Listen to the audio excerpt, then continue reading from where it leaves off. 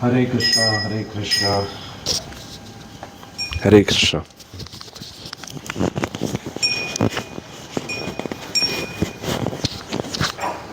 Hare Krishna, Hare Krishna, Krishna Krishna, Hare Hare, Hare Ram, Ram Ram, Hare Hare, Hare Krishna, Krishna Krishna, Hare Hare, Hare Ram, Ram Ram, Hare Hare, Hare Krishna. എല്ലാ ഭക്തജനങ്ങൾക്കും സ്വാഗതം. അടിയൻ്റെ വിനീതമായ നമസ്കാരം. നമുക്കിന്നത്തെ സത്സംഗത്തിലേക്ക് കടക്കാം. ഹരേ കൃഷ്ണ. ഭക്തരെല്ലാവരും ലൈവിൽ വരുന്നവരെ നമുക്കൊരു കീർത്തനം ചെയ്യാം.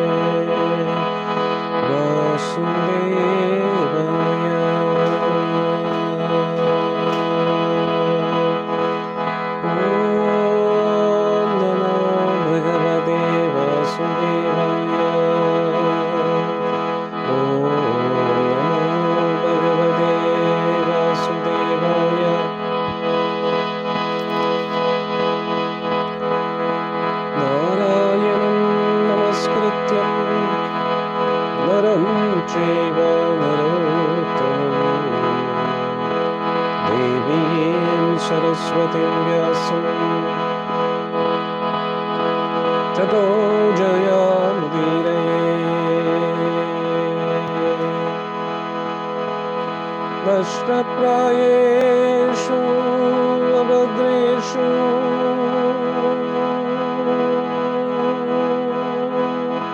नित्यं भगवतः सेवया भगवती उत्तमश्लोके भक्तिर्भवति नैष्टिकी। कृष्णाय वासुदेवाय देवकीनन्दनाय च नन्दगोपकुमाराय गोविन्दाय नमो नमः। ॐ अज्ञानतिमिरन्तस्य ज्ञानाञ्जनशलाकाय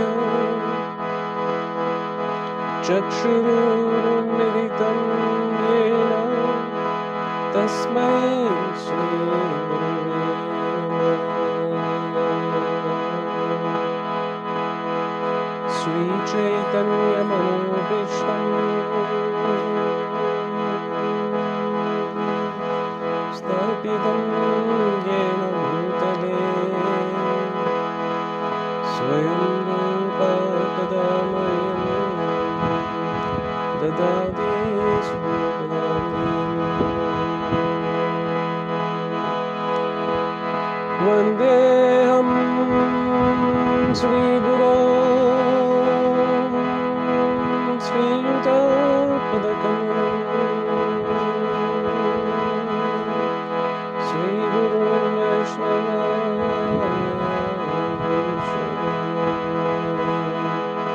श्रीरूपं साग्रजातं सद्गुणरघुनाथान्वितं तं सजीवं साद्वैतं सावधूतं परिजनासहितं कृष्णचैतन्यदेवं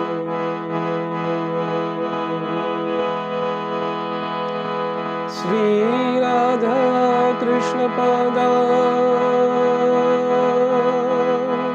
सहगणा ललिता श्रीविशाखान्वितं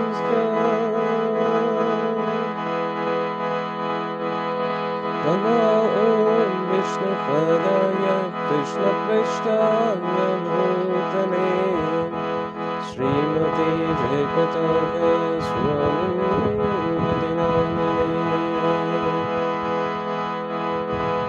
नमाचार्यपादाय निताय कृपप्रदायिने गौरकथाधर्मदाय नगराग्रामतारिणे। नमो ॐ विष्णुपादाय कृष्णप्रेष्ठाय भूतले श्रीमते भक्तिवेदान्त स्वामिनिधि नामिने। नमस्ते सारस्वते देवे गौरवाणी प्रचारिणे निर्विशेषा शून्यवादी पाश्चात्यदेशतारिणे।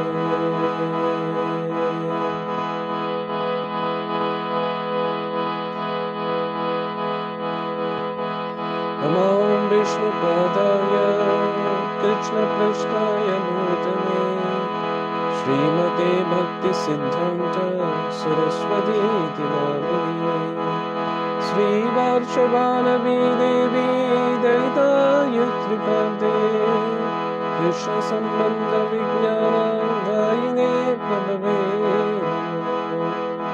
माधुर्योज्ज्वलप्रेमाद्या श्रीरूपानुगभक्तिदा श्रीगौरकरुणाशक्ति विग्रहाय नमोस्तुते।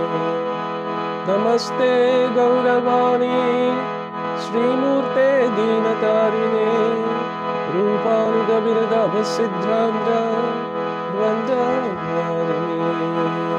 नमो गौरकिशोराय साक्षात् वैराग्यमूर्तये विप्रनन्दरसाम्बोधे पादाञ्जलिते नमो भक्तिविनोदाय सच्चिदानन्दनामिने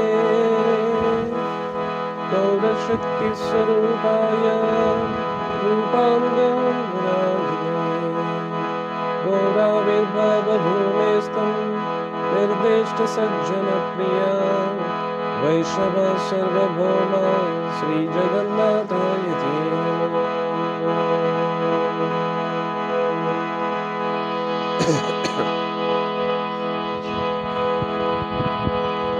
नमो महावदन्याय कृष्णप्रेमप्रदायते कृष्णाय कृष्णचैतन्य नामिने गौरकृसेनम् पञ्चतत्त्वात्मकं कृष्णं भक्तरूपस्वरूपकम् भक्तावतारं भक्ताख्यं नमामि भक्तशक्तिधरम् हे कृष्ण करुणा सिन्धो दीनबन्धो जगत्पते गोपेश गोपिकान्त राधाकान्त नमोऽस्तुते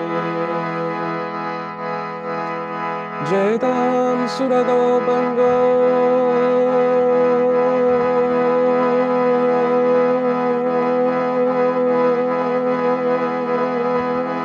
मम मन्दमते गति मत्सर्वस्व पादाम्बोजो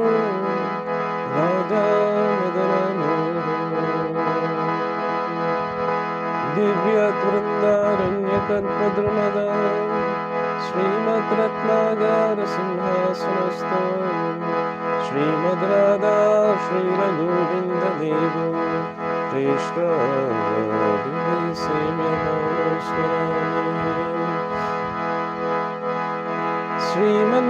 श्रीमन्दासनसारम्ये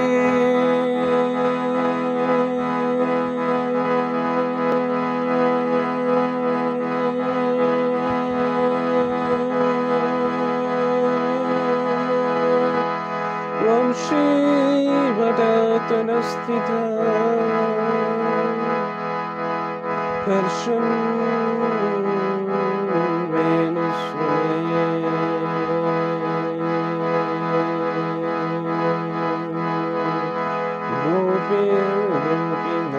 गोपीर्गोपीनाथश्रेष्ठो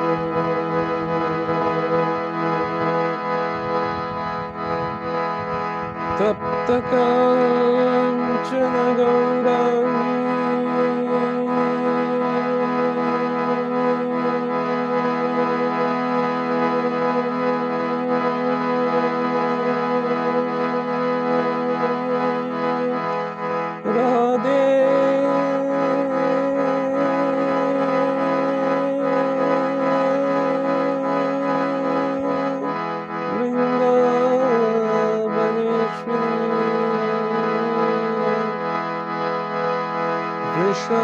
वृषभानुसुते देवी प्रणमामि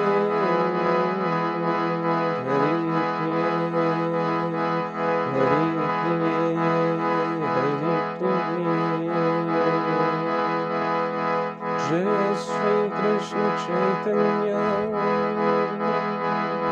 जय श्री कृष्ण चैतन्य जय श्री कृष्ण चैतन्य प्रभु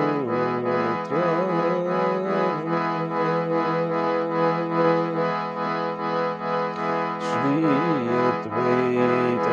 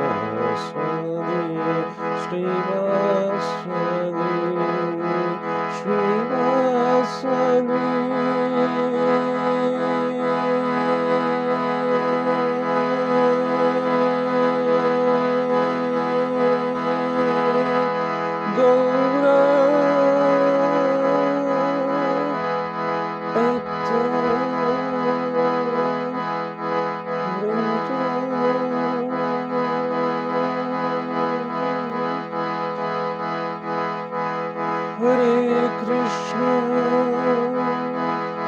Hare Krishna, Krishna Krishna, Hare Hare, Hare Rama, Hare Rama, Rama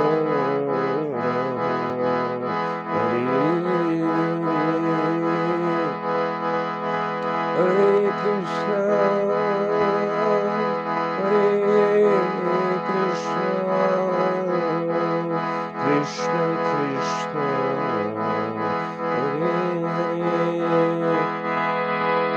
Hare Rama, Hare Rama, Rama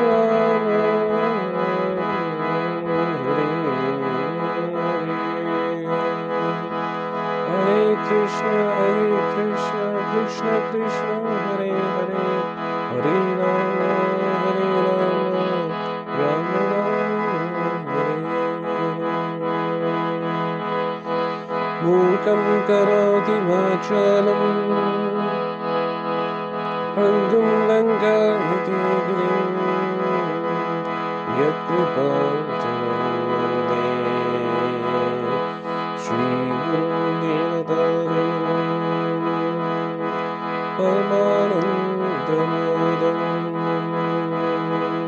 Shri Chaitanya Swaminam, Hare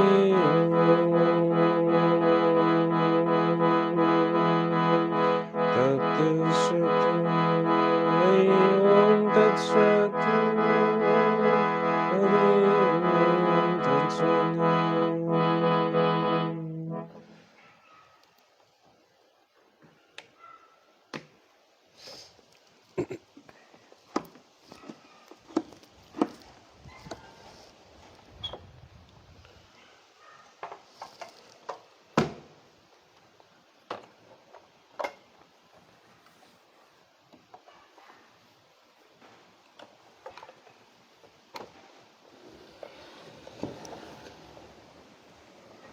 ഹരേ കൃഷ്ണ. നമുക്ക് ഇന്നത്തെ സത്സംഗം ആരംഭിക്കാം.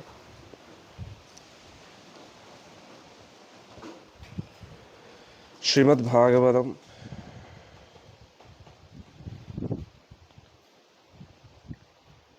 രണ്ടാമത്തെ സ്കന്ധം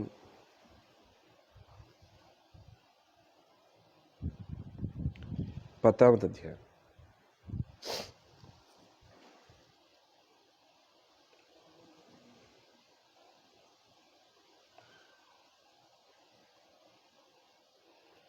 കുറേ ശ്ലോകങ്ങൾ നമ്മൾ എടുത്തു.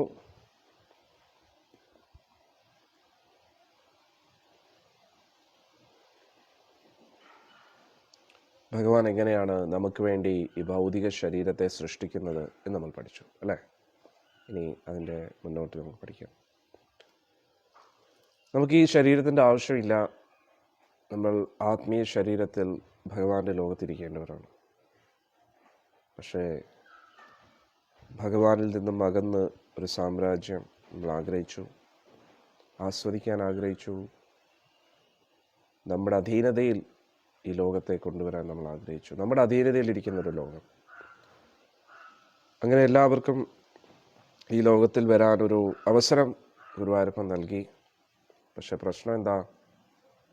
എല്ലാവർക്കും അധികാരം വേണം, എല്ലാവർക്കും ആസ്വാദനം വേണം.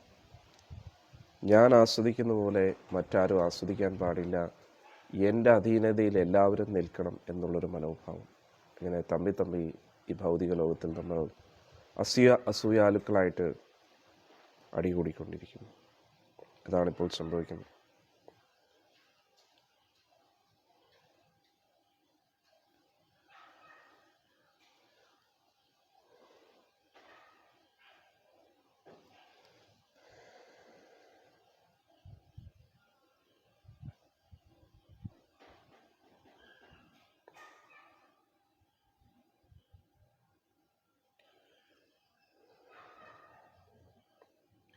ഭഗവാനിൽ നിന്നാണ് ഈ പ്രപഞ്ചത്തിലുള്ള 14 ലോകങ്ങളിലുള്ള എല്ലാ ജീവജാലങ്ങളും ഗന്ധർവന്മാർ, ചാരണന്മാർ എല്ലാവരും വരുന്ന ഭഗവാനിൽ നിന്നാണ്.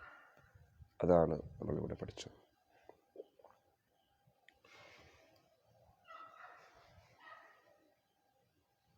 ഭഗവാൻ ഇതിനെയെല്ലാം നിലനിർത്തുന്നു. എല്ലാം ലോകം അവസാനിക്കുമ്പോൾ ഇതെല്ലാം ഭഗവാനിലേക്ക് വന്ന് ചേരുന്നു. അതൊക്കെ നമ്മൾ പഠിച്ചു.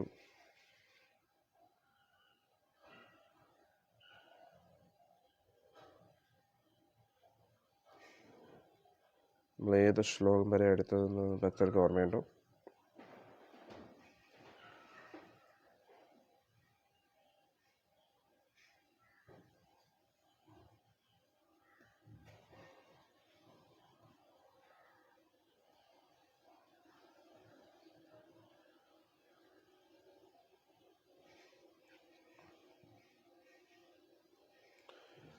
ഹരേ കൃഷ്ണ. ശ്രീമദ് ഭാഗവതത്തിൻ്റെ 2-ാമത്തെ സ്കന്ധം 10-ാമത്തെ അധ്യായത്തിലെ ഏത് ശ്ലോകം വരെയാണ് നമ്മൾ കവർ ചെയ്തതെന്ന് ഭക്തർക്ക് ഓർമ്മയുണ്ടോ?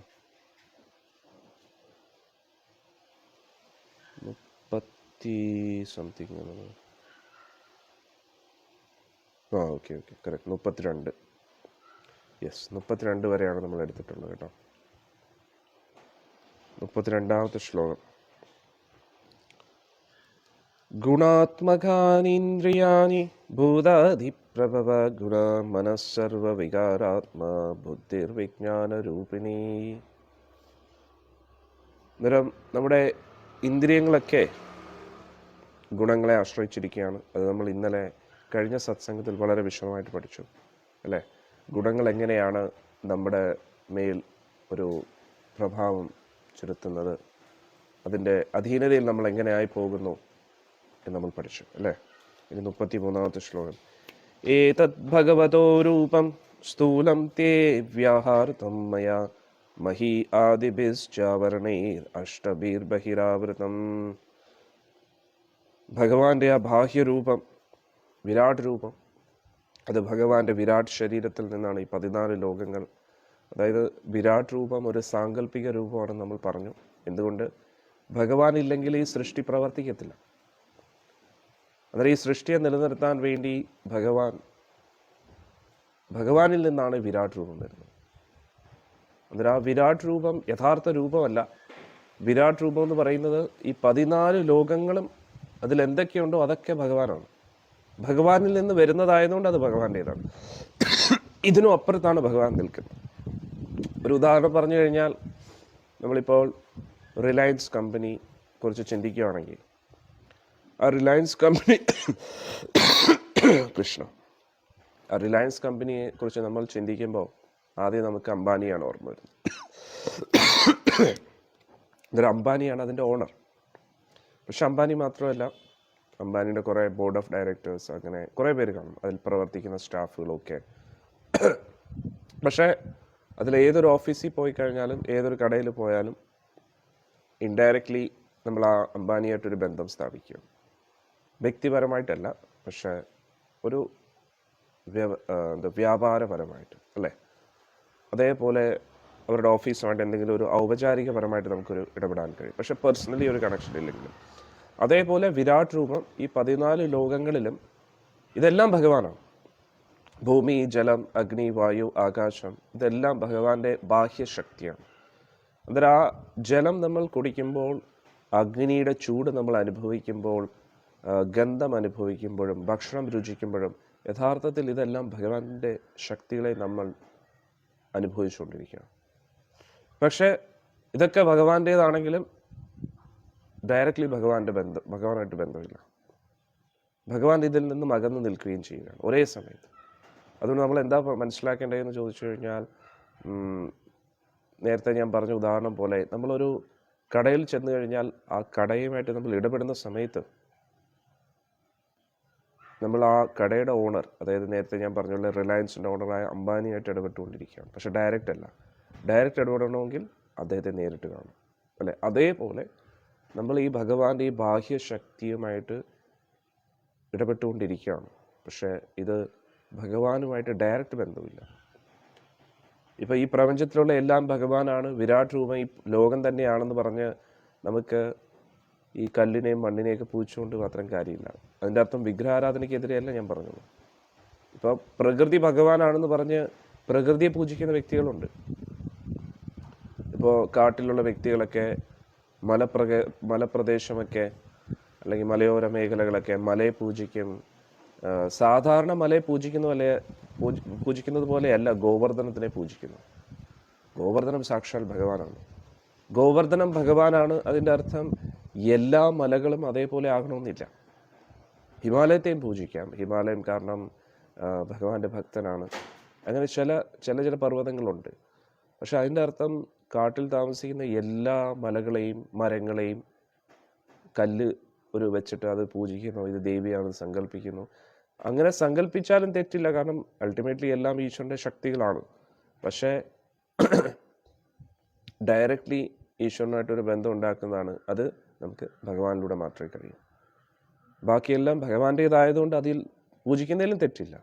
അതുകൊണ്ട് ഈ മലയോര പ്രദേശങ്ങളിലുള്ള ഇങ്ങനെ കാട്ടിൽ താമസിക്കുന്നവരൊക്കെ ഇങ്ങനെ ചില പൂജിക്കുന്ന സമയത്ത് അവർക്ക് ചില ശക്തികളൊക്കെ കിട്ടാറുണ്ട്. കാരണം ഭഗവാൻ ആ ആരാധനയെ എൻകറേജ് ചെയ്യുകയാണ്, പ്രോത്സാഹിപ്പിക്കുകയാണ്. അത് ഭഗവത്ഗീതയിൽ ഭഗവാൻ പറയുന്നുണ്ട്. ആരെങ്കിലും എന്നെ ആരാധിക്കുമ്പോൾ അത് അവിധിപൂർവകമാണെങ്കിൽ പോലും മറ്റ് ദേവത ആരാധന അല്ലെങ്കിൽ ആധികാരികമല്ലാത്ത ഏതെങ്കിലും ഒരു ആരാധനയിൽ ഏർപ്പെടുന്ന സമയത്ത് ആ ഒരു ആരാധനയിലുള്ള വിശ്വാസത്തെ ഞാൻ തന്നെയാണ് വളർത്തുന്നത്. എന്തുകൊണ്ട്? അങ്ങനെയെങ്കിലും ആ അഹങ്കാരം ഒന്ന് കുറഞ്ഞ് ഭഗവാന്റെ ശക്തിയുടെ മുമ്പിലെങ്കിലും തല കുനിക്കട്ടെ എന്നാണ് വിചാരിക്കുന്നത്. കാരണം ഭഗവാനെ മനസ്സിലാക്കാനുള്ള യോഗ്യതയോ സത്വഗുണോ സാത്വിക സ്വഭാവം അവർക്കില്ല. അതുകൊണ്ട് ഭഗവാനെ മനസ്സിലാക്കാൻ അവർക്ക് കഴിയില്ല. അന്നേരം കുറഞ്ഞ പക്ഷം ഭഗവാന്റെ ശക്തികളെയെങ്കിലും ബഹുമാനിക്കുന്ന ആ ഒരു അവസ്ഥയിലേക്ക് എത്തട്ടെ എന്നാണ് ഇവിടെ ഉദ്ദേശിക്കുന്നത്.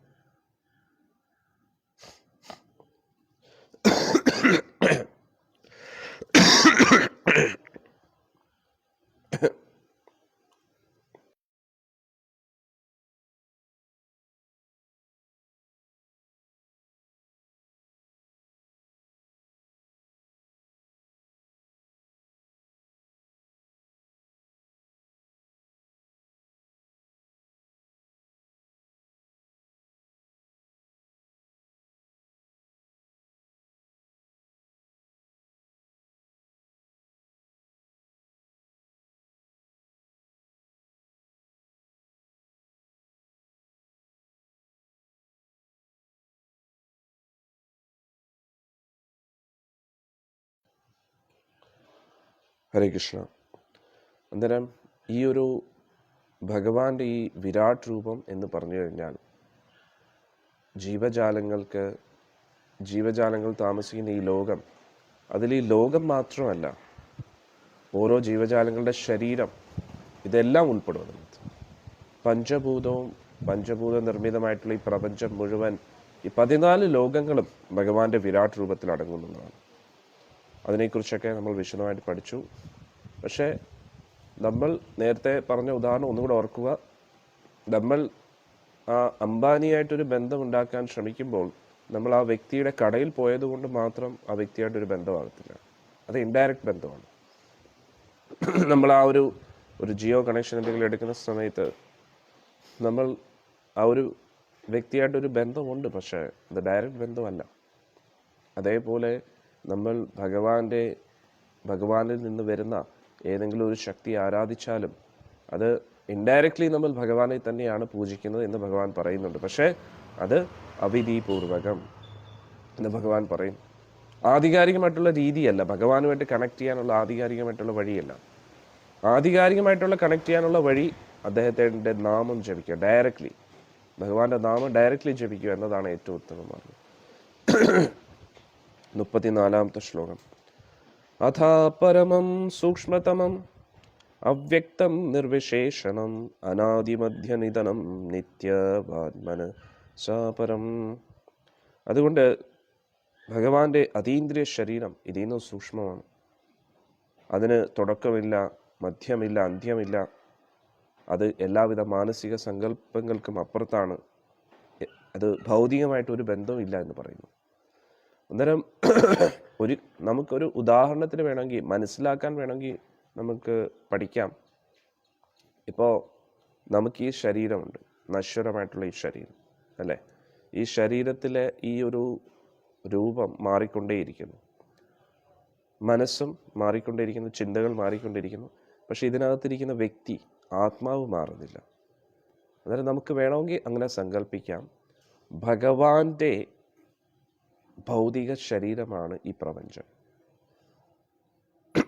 ഭഗവാന്റെ ഭൗതിക ശരീരമാണ് ഈ പ്രപഞ്ചം. അതാണ് ഈ വിരാട് രൂപം. ഭഗവാന്റെ മനസ്സാണ് നമ്മളെല്ലാവരും ഉപയോഗിച്ചുകൊണ്ടിരിക്കുന്നത്. ഇനി ഈ ശരീരത്തിൽ നിന്നും മനസ്സിൽ നിന്നും നമ്മൾ എങ്ങനെയാണോ വ്യത്യസ്തമായിട്ട് നിൽക്കുന്നത്, ആത്മാവ്, അതേപോലെ ഈ വിരാട് രൂപം, ഭഗവാന്റെ ശരീരം, ഭൗതിക ശരീരം, മനസ്സ്, ഭഗവാന്റെ മനസ്സാണ് നമ്മളെല്ലാവരും ഉപയോഗിച്ചുകൊണ്ടിരിക്കുന്നത്. ഈ വിരാട് രൂപം എന്ന് പറയുന്നത് നമ്മുടെ എല്ലാവരുടെയും ശരീരം. അപ്പം ഞാൻ ഉപയോഗിക്കുന്ന ഈ ശരീരം, ഇത് എൻ്റെ ശരീരം. നിങ്ങൾ ഉപയോഗിക്കുന്ന ശരീരം നിങ്ങളുടെ ശരീരം. പക്ഷെ ഈ പ്രപഞ്ചത്തിൽ മൊത്തത്തിൽ എല്ലാ ശരീരവും, ഈ പ്രകൃതി എല്ലാം കൂടെ ഒന്നിപ്പിച്ചു കഴിഞ്ഞാൽ അത് വിരാട് രൂപമായി. Total summation of all the material manifestation. ഈ പ്രപഞ്ചത്തിലുള്ള എല്ലാ വസ്തുവകകളെയും ഒന്നിച്ച് നമ്മൾ നോക്കുമ്പോൾ അതാണ് വിരാട് രൂപം. ക്ഷമിക്കും, അത് കൃഷ്ണ. വാസുദേവ്, വാസുദേവ്, കുടിക്കാൻ കുറച്ച് വെള്ളം. ഇതിലുണ്ട്, ഫ്ലാസ്കിലുണ്ട്. അന്നേരം ഈ പ്രപഞ്ചത്തിലുള്ള എല്ലാ ശരീരങ്ങളും ഒന്നിച്ചു കഴിഞ്ഞാൽ അതാണ് വേണമെങ്കിൽ നമുക്ക് പറയാം ഭഗവാന്റെ ഭൗതിക ശരീരം. ഭഗവാൻ ഒരു ഭൗതിക ശരീരം ഇല്ല. അതായത് ഈ ഒരു ഭൗതിക ശരീരം, നമ്മുടെ ശരീരം നമ്മൾ എടുത്തു കഴിഞ്ഞാൽ അത് നമ്മുടെ അല്ലല്ലോ. ആക്ച്വലി യഥാർത്ഥത്തിൽ നമ്മുടേതല്ല, നമ്മുടേതാണെന്ന് തെറ്റിദ്ധരിക്കുകയാണ്. നമ്മൾ യഥാർത്ഥത്തിൽ ഇതിനകത്തിരിക്കുകയാണ്. ഇതിനകത്തിരിക്കുന്ന നമ്മൾ പോയി കഴിഞ്ഞാൽ പിന്നെ ഈ ശരീരം പ്രവർത്തനരഹിതമായിരിക്കും. അതാണല്ലോ മരണം എന്ന് പറയുന്നത്. അതേപോലെ ഭഗവാന്റെ ഭൗതിക ശരീരം എന്ന് വേണമെങ്കിൽ നമുക്ക് ഉപമിക്കാം ഈ വിരാട് രൂപത്തെ. ഭഗവാന്റെ ഈ ഭൗതിക ശരീരമാണ് നമ്മുടെ എല്ലാവരുടെയും ശരീരവും, ഈ പ്രപഞ്ചത്തിൽ കാണുന്ന 14 ലോകങ്ങൾ. അതാണ് വിരാട് രൂപം. ഇനി നമ്മുടെ മനസ്സ് അത് വേറെയാണല്ലോ. ഇപ്പം എൻ്റെ മാല എന്ന് പറഞ്ഞാൽ ഞാനും മാലയും വ്യത്യസ്തമാണ്. എൻ്റെ മൈക്ക് എന്ന് പറയുമ്പോൾ ഞാനും മൈക്കും വ്യത്യസ്തമാണ്. എൻ്റെ തല എന്ന് പറയുമ്പോൾ ഞാനും എൻ്റെ തലയും വേറെയാണ്. എൻ്റെ ശരീരം എന്ന് പറഞ്ഞാൽ ഞാനും എൻ്റെ ശരീരവും വേറെയാണ്, അല്ലേ? അന്നേരം ഞാനെന്ന് പറയുന്നത് ആത്മാവാണ്. ആത്മാവ്, ഞാൻ ഇതിനകത്തിരിക്കുന്നു. അതേപോലെ ഭഗവാന്റെ അസ്തിത്വം, ഭഗവാന്റെ വ്യക്തിത്വം ഈ വിരാട് രൂപത്തിനും അപ്പുറത്തായിട്ട് ഭഗവാൻ നിലനിൽക്കുന്നുണ്ട്. ഭഗവാൻ എല്ലാത്തിനെയും സൃഷ്ടിക്കുന്നു, അതിനെ നിലനിർത്തുന്നു, അതിനെ സംഹരിക്കുന്നു. എങ്ങനെ? നമ്മുടെ ശരീരം നമ്മുടെ അമ്മയുടെ ഗർഭത്തിൽ സൃഷ്ടിക്കപ്പെടുന്നു.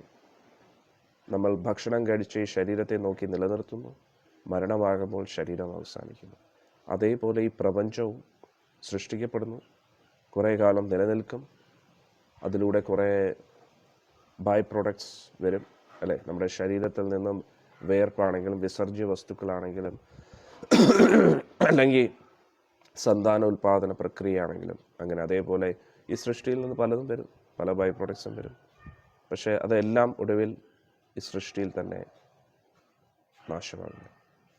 നാശം എന്ന് പറഞ്ഞാൽ എന്താണ്? ആ രൂപം, ആ അസ്തിത്വം അങ്ങനെ ഇല്ലാതെയാകുന്നു. നാശം എന്ന് പറയുന്നത് പൊതുവേ ഒരു റിലേറ്റീവ് ടേമാണ്. റിലേറ്റീവ് എന്ന് പറഞ്ഞു കഴിഞ്ഞാൽ താൽക്കാലികമായിട്ടുള്ള സാഹചര്യത്തിനനുസരിച്ചിരിക്കും നാശം. നമ്മളെങ്ങനെ, നമ്മുടെ ഒരു മനോഭാവം അനുസരിച്ചിരിക്കും. അതായത് ഇപ്പോൾ ഒരു വസ്തു നശിച്ചു എന്ന് പറഞ്ഞാൽ, നാശം എന്ന് പറഞ്ഞാൽ അത് ഇല്ലാതെയാകുന്നു, പൂർണ്ണമായിട്ടും ഇല്ലാതെയാകുന്നു. പക്ഷെ യഥാർത്ഥത്തിൽ ആ രൂപമാണ് ഇല്ലാതെയാകുന്നത്, അത് മൊത്തത്തിൽ ഇല്ലാതെ ആകുന്നില്ല. ഇപ്പം നമ്മുടെ ശരീരം നശിക്കുന്നു എന്ന എൻ്റെ അർത്ഥം എന്താണ്?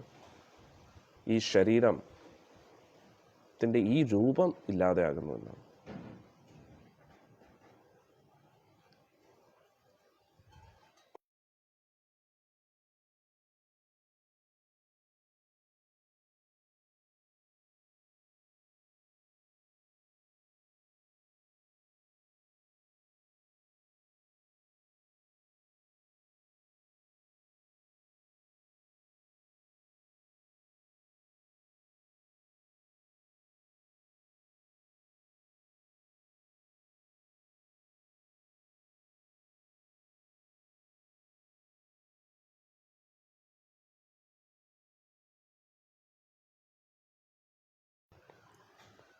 അന്നേരം നമ്മുടെ ഈ ശരീരം ഇല്ലാതാകുന്നു എന്നതിൻ്റെ അർത്ഥം,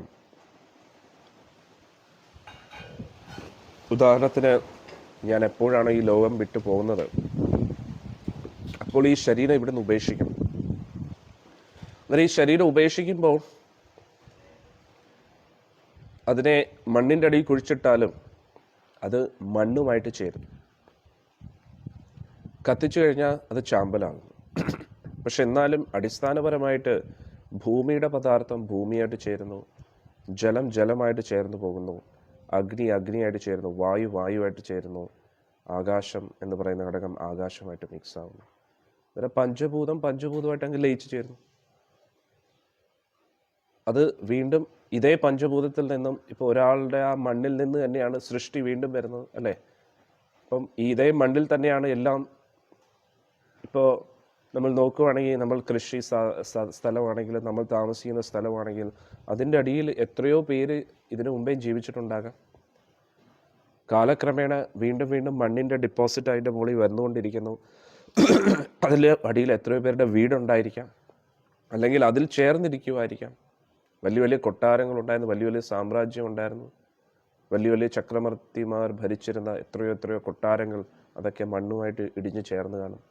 അത് നമ്മൾ അറിയുന്നില്ലല്ലോ. കാരണം ഇന്ന് കാണുന്ന പോലെ അല്ലായിരുന്നല്ലോ അന്നത്തെ ലോകം. അന്നുള്ള പല കൊട്ടാരങ്ങളും സ്വർണ്ണ നിർമ്മിതമായിരിക്കാം. ആ സ്വർണ്ണമായിരിക്കാം നമ്മളിപ്പോൾ ആഭരണമായിട്ട് ധരിക്കുന്നത് പോലും. ഒന്നും പറയാൻ കഴിയും. അന്നേരം അതൊക്കെ പക്ഷേ ഇവിടെ തന്നെ ആ വസ്തുവകകൾ കറങ്ങി നടക്കും. വലിയ വലിയ കൊട്ടാരങ്ങളുടെ സിംഹാസനത്തിലിരുന്ന അതേ സ്വർണമൊക്കെ അത് ഒരുക്കി വേറൊരു ആഭരണമായിട്ട് ഒരു 1000 പേര് ധരിക്കുന്നുണ്ടായിരിക്കാം. എല്ലാം അങ്ങോട്ടും ഇങ്ങോട്ടും ഇങ്ങനെ മാറിക്കൊണ്ടേയിരിക്കും. ഇതേ ആഭരണങ്ങൾ തന്നെ വീണ്ടും വിറ്റിട്ട് അത് മൊത്തത്തിൽ എല്ലാവരും കൂടെ ഒരാൾ വാങ്ങിക്കാം. അങ്ങനെ എന്ത് വേണമെങ്കിലും നടക്കും, ഒന്നും പറയാൻ പറ്റില്ല. പക്ഷെ ആ വസ്തു ഇവിടെ തന്നെ കറങ്ങി നടക്കുവാണ്. അതുകൊണ്ടാണ് ഈ പ്രപഞ്ചത്തിലുള്ള എല്ലാം എൻ്റേതാണെന്ന് ആർക്കും അവകാശപ്പെടാൻ കഴിയില്ല. നമ്മൾ താമസിക്കുന്ന സ്ഥലം, എല്ലാം, നമ്മുടെ ശരീരം, എല്ലാം ഇവിടെ തന്നെ കിടക്കുകയാണ്. അന്നേരം വിരാട് രൂപം അതുകൊണ്ടാണ് സാങ്കല്പികമാണെന്ന് പറയുന്നത്. വിരാട് രൂപം താൽക്കാലികമാണ്. നമ്മുടെ ശരീരം സാങ്കല്പികമാണ്. യാഥാർത്ഥ്യമുണ്ട്, നമ്മളുണ്ട്, പക്ഷെ എന്നാലും സാങ്കല്പികമല്ലേ. അത് ഒറിജിനൽ അല്ലല്ലോ. ഒറിജിനൽ നമ്മൾ ഇതിനകത്താണ് ഇരിക്കുന്നത്. അന്നേരം ഭഗവാന്റെ ഈ വിരാട് രൂപം എന്ന് പറയുന്നത് ഒരു സാങ്കല്പിക. എന്തുകൊണ്ടാണ്? ഈ പ്രപഞ്ചം ഇങ്ങനെ തന്നെ നിലനിൽക്കത്തില്ല.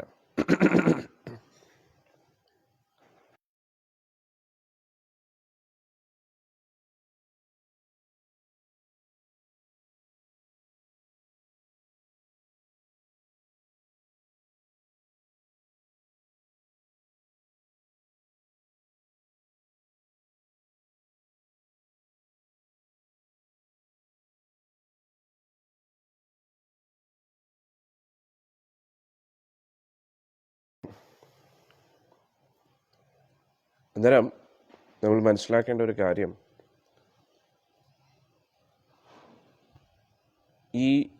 നമ്മുടെ ഈ ഒരു ശരീരം എങ്ങനെയാണോ നമ്മളിൽ നിന്നും വേറിട്ട് നിൽക്കുന്നത്, വിരാട് രൂപത്തെ മനസ്സിലാക്കാൻ വേണമെങ്കിൽ നമുക്കൊരു ഉപമയെടുക്കാം.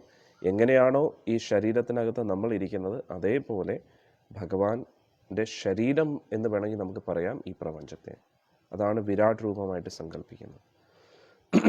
എന്നിട്ട് ഈ വിരാട് പ്രപഞ്ചം മാറിക്കൊണ്ടേയിരിക്കുന്നു. നമ്മുടെ ശരീരം മാറിക്കൊണ്ടിരിക്കുന്നതിനനുസരിച്ച്, കാലശക്തി അനുസരിച്ച്, അതേപോലെ ഈ പ്രപഞ്ചവും മാറിക്കൊണ്ടിരിക്കുന്നു. നമുക്ക് ഭഗവാനെ ധ്യാനിക്കാൻ വേണ്ടി ഒരു ഒരു ഒരു സ്ട്രക്ചർ ഈ 14 ലോകങ്ങൾ, വിരാട് രൂപങ്ങൾ. നമ്മൾ ഈ ശരീരത്തിൽ നിന്നും വേറെ നിൽക്കുന്നു, മനസ്സിൽ നിന്ന് വേറെ നിൽക്കുന്നു. നമ്മൾ ആത്മാവ്, ഇതിനകത്തിരിക്കുന്ന നമ്മൾ. അതേപോലെ ഭഗവാൻ ഈ പ്രപഞ്ചത്തിൻ്റെ മുഴുവൻ ആത്മാവാണ്, പരമാത്മാവാണ്. ഇനി ആത്മാവെന്ന് പറയുമ്പോൾ എല്ലാവരും പറയും നമ്മൾ ആത്മാക്കളും ഭഗവാന്റെ അംശമാണല്ലോ. അതിൻ്റെ അർത്ഥം ഒരേ ഒരു ആത്മാവ് സ്പ്ലിറ്റായി പല പല സ്പ്ലിറ്റായിട്ട് മാറി മാറി നിൽക്കുന്നു എന്നാണോ? അല്ല. ആത്മാവിനെ ഒരിക്കലും ഛേദിക്കാൻ കഴിയത്തില്ല എന്ന് പറയുന്നു. നയനം ചിന്തന്തി ശസ്ത്രാണി. ഒരിക്കലും ആത്മാവിനെ ഇങ്ങനെ ഭിന്നിപ്പിക്കാൻ കഴിയില്ല. ഭഗവാന്റെ അംശം എന്ന് പറഞ്ഞാൽ ഭഗവാനിൽ നിന്ന് കട്ട് ചെയ്ത് മാറ്റിയതല്ല.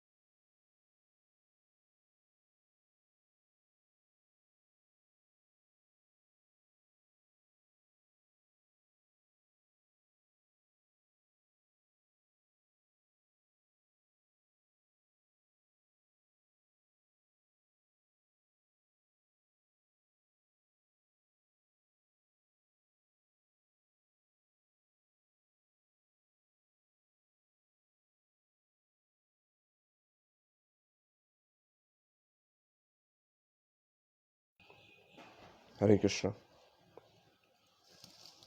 ക്ഷമിക്കണം, ഇവിടെ കുറച്ച് കാര്യങ്ങൾ പറഞ്ഞതാണ്. ശ്രീമദ് ഭാഗവത്തിലെ 35-ാമത്തെ ശ്ലോകം.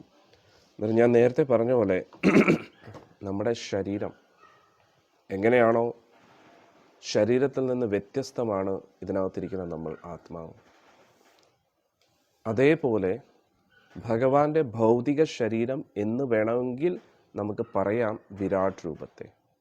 ലൈറ്റാണ് ചെയ്യുന്നത്. ഭഗവാന്റെ ഈ വിരാട് രൂപം എന്ന് പറയുന്നത് എങ്ങനെയാണോ നമ്മുടെ ഭൗതിക ശരീരം, അതേപോലെ നമുക്കൊരു മനസ്സുണ്ട്. മനസ്സാണല്ലോ പ്രധാന ഘടകം. മനസ്സിൽ പല പല ചിന്തകൾ വരുന്നു. ആ മനസ്സ് ഭഗവാന്റെ ശരീരമാണ്, നമ്മുടെ എല്ലാവരുടെയും ശരീരം. ഭഗവാന്റെ മനസ്സാണ് നമ്മളെല്ലാവരും ഉപയോഗിച്ചുകൊണ്ടിരിക്കുന്നത് എന്ന് വേണമെങ്കിൽ നമുക്ക് മനസ്സിലാക്കാൻ ശ്രമിക്കാം വിരാട് രൂപത്തെ. എന്നിട്ട് ഇതിൽ നിന്നും വ്യത്യസ്തമായിട്ട് ഭഗവാൻ നിൽക്കുന്നു. എങ്ങനെയാണോ ഞാൻ നേരത്തെ പറഞ്ഞ പോലെ എൻ്റെ മാല എന്ന് പറഞ്ഞാൽ ഞാനും മാലയും വ്യത്യസ്തമാണ്. പ്രഭുപാദജി നൽകുന്ന ഉദാഹരണമാണ്. എൻ്റെ മൈക്ക് എന്ന് പറയുമ്പോൾ ഞാനും മൈക്കും വ്യത്യസ്തമാണ്. അതേപോലെ എൻ്റെ ശരീരം എന്ന് പറയുമ്പോൾ ഞാനും ശരീരം വ്യത്യസ്തമായിട്ട് നിൽക്കുന്നു.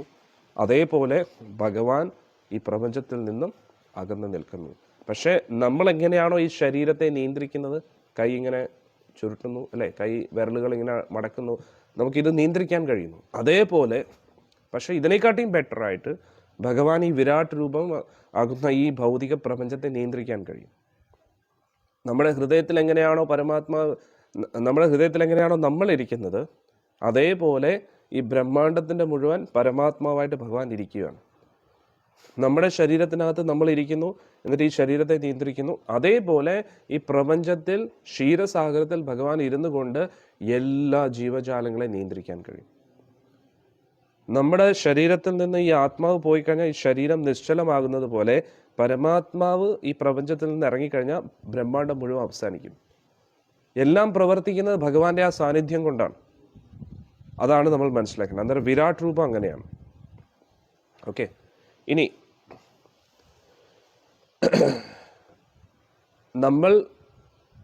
നമുക്ക് വേറൊരു അസ്തിത്വമുണ്ട്, ഒരു ആധ്യാത്മിക ശരീരമുണ്ട്. പക്ഷെ അത് താൽക്കാലികമായിട്ട് സ്തംഭിച്ചിരിക്കുകയാണ്. കാരണം എന്തുകൊണ്ട്?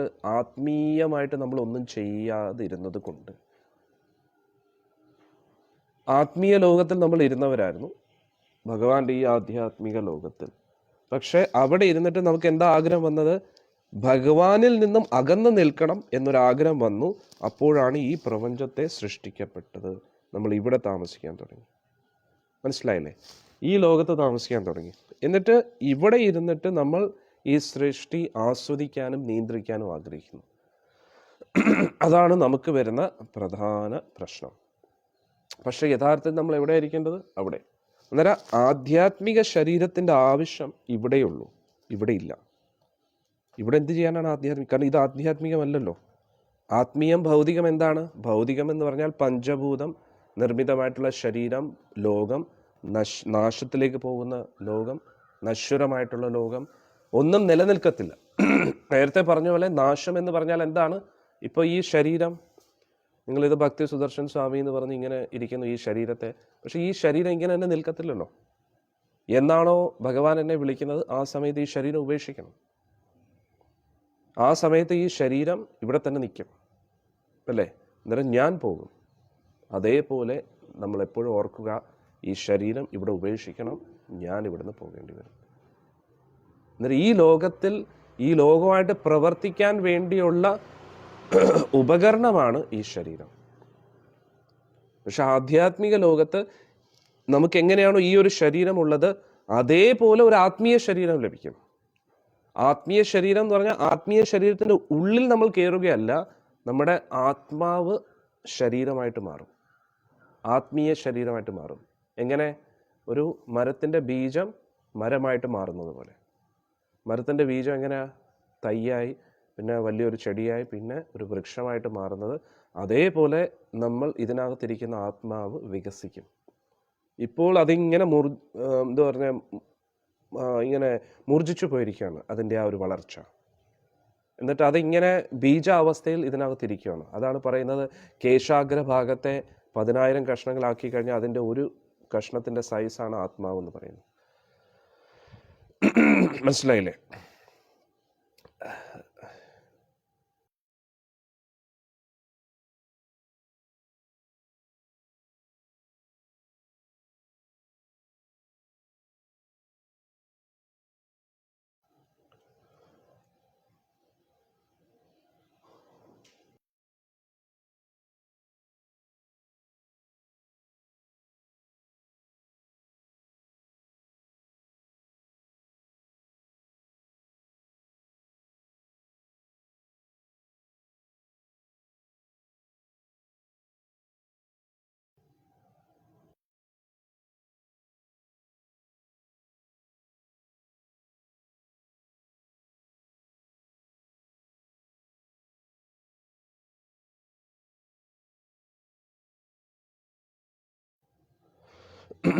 അന്നേരം ഈ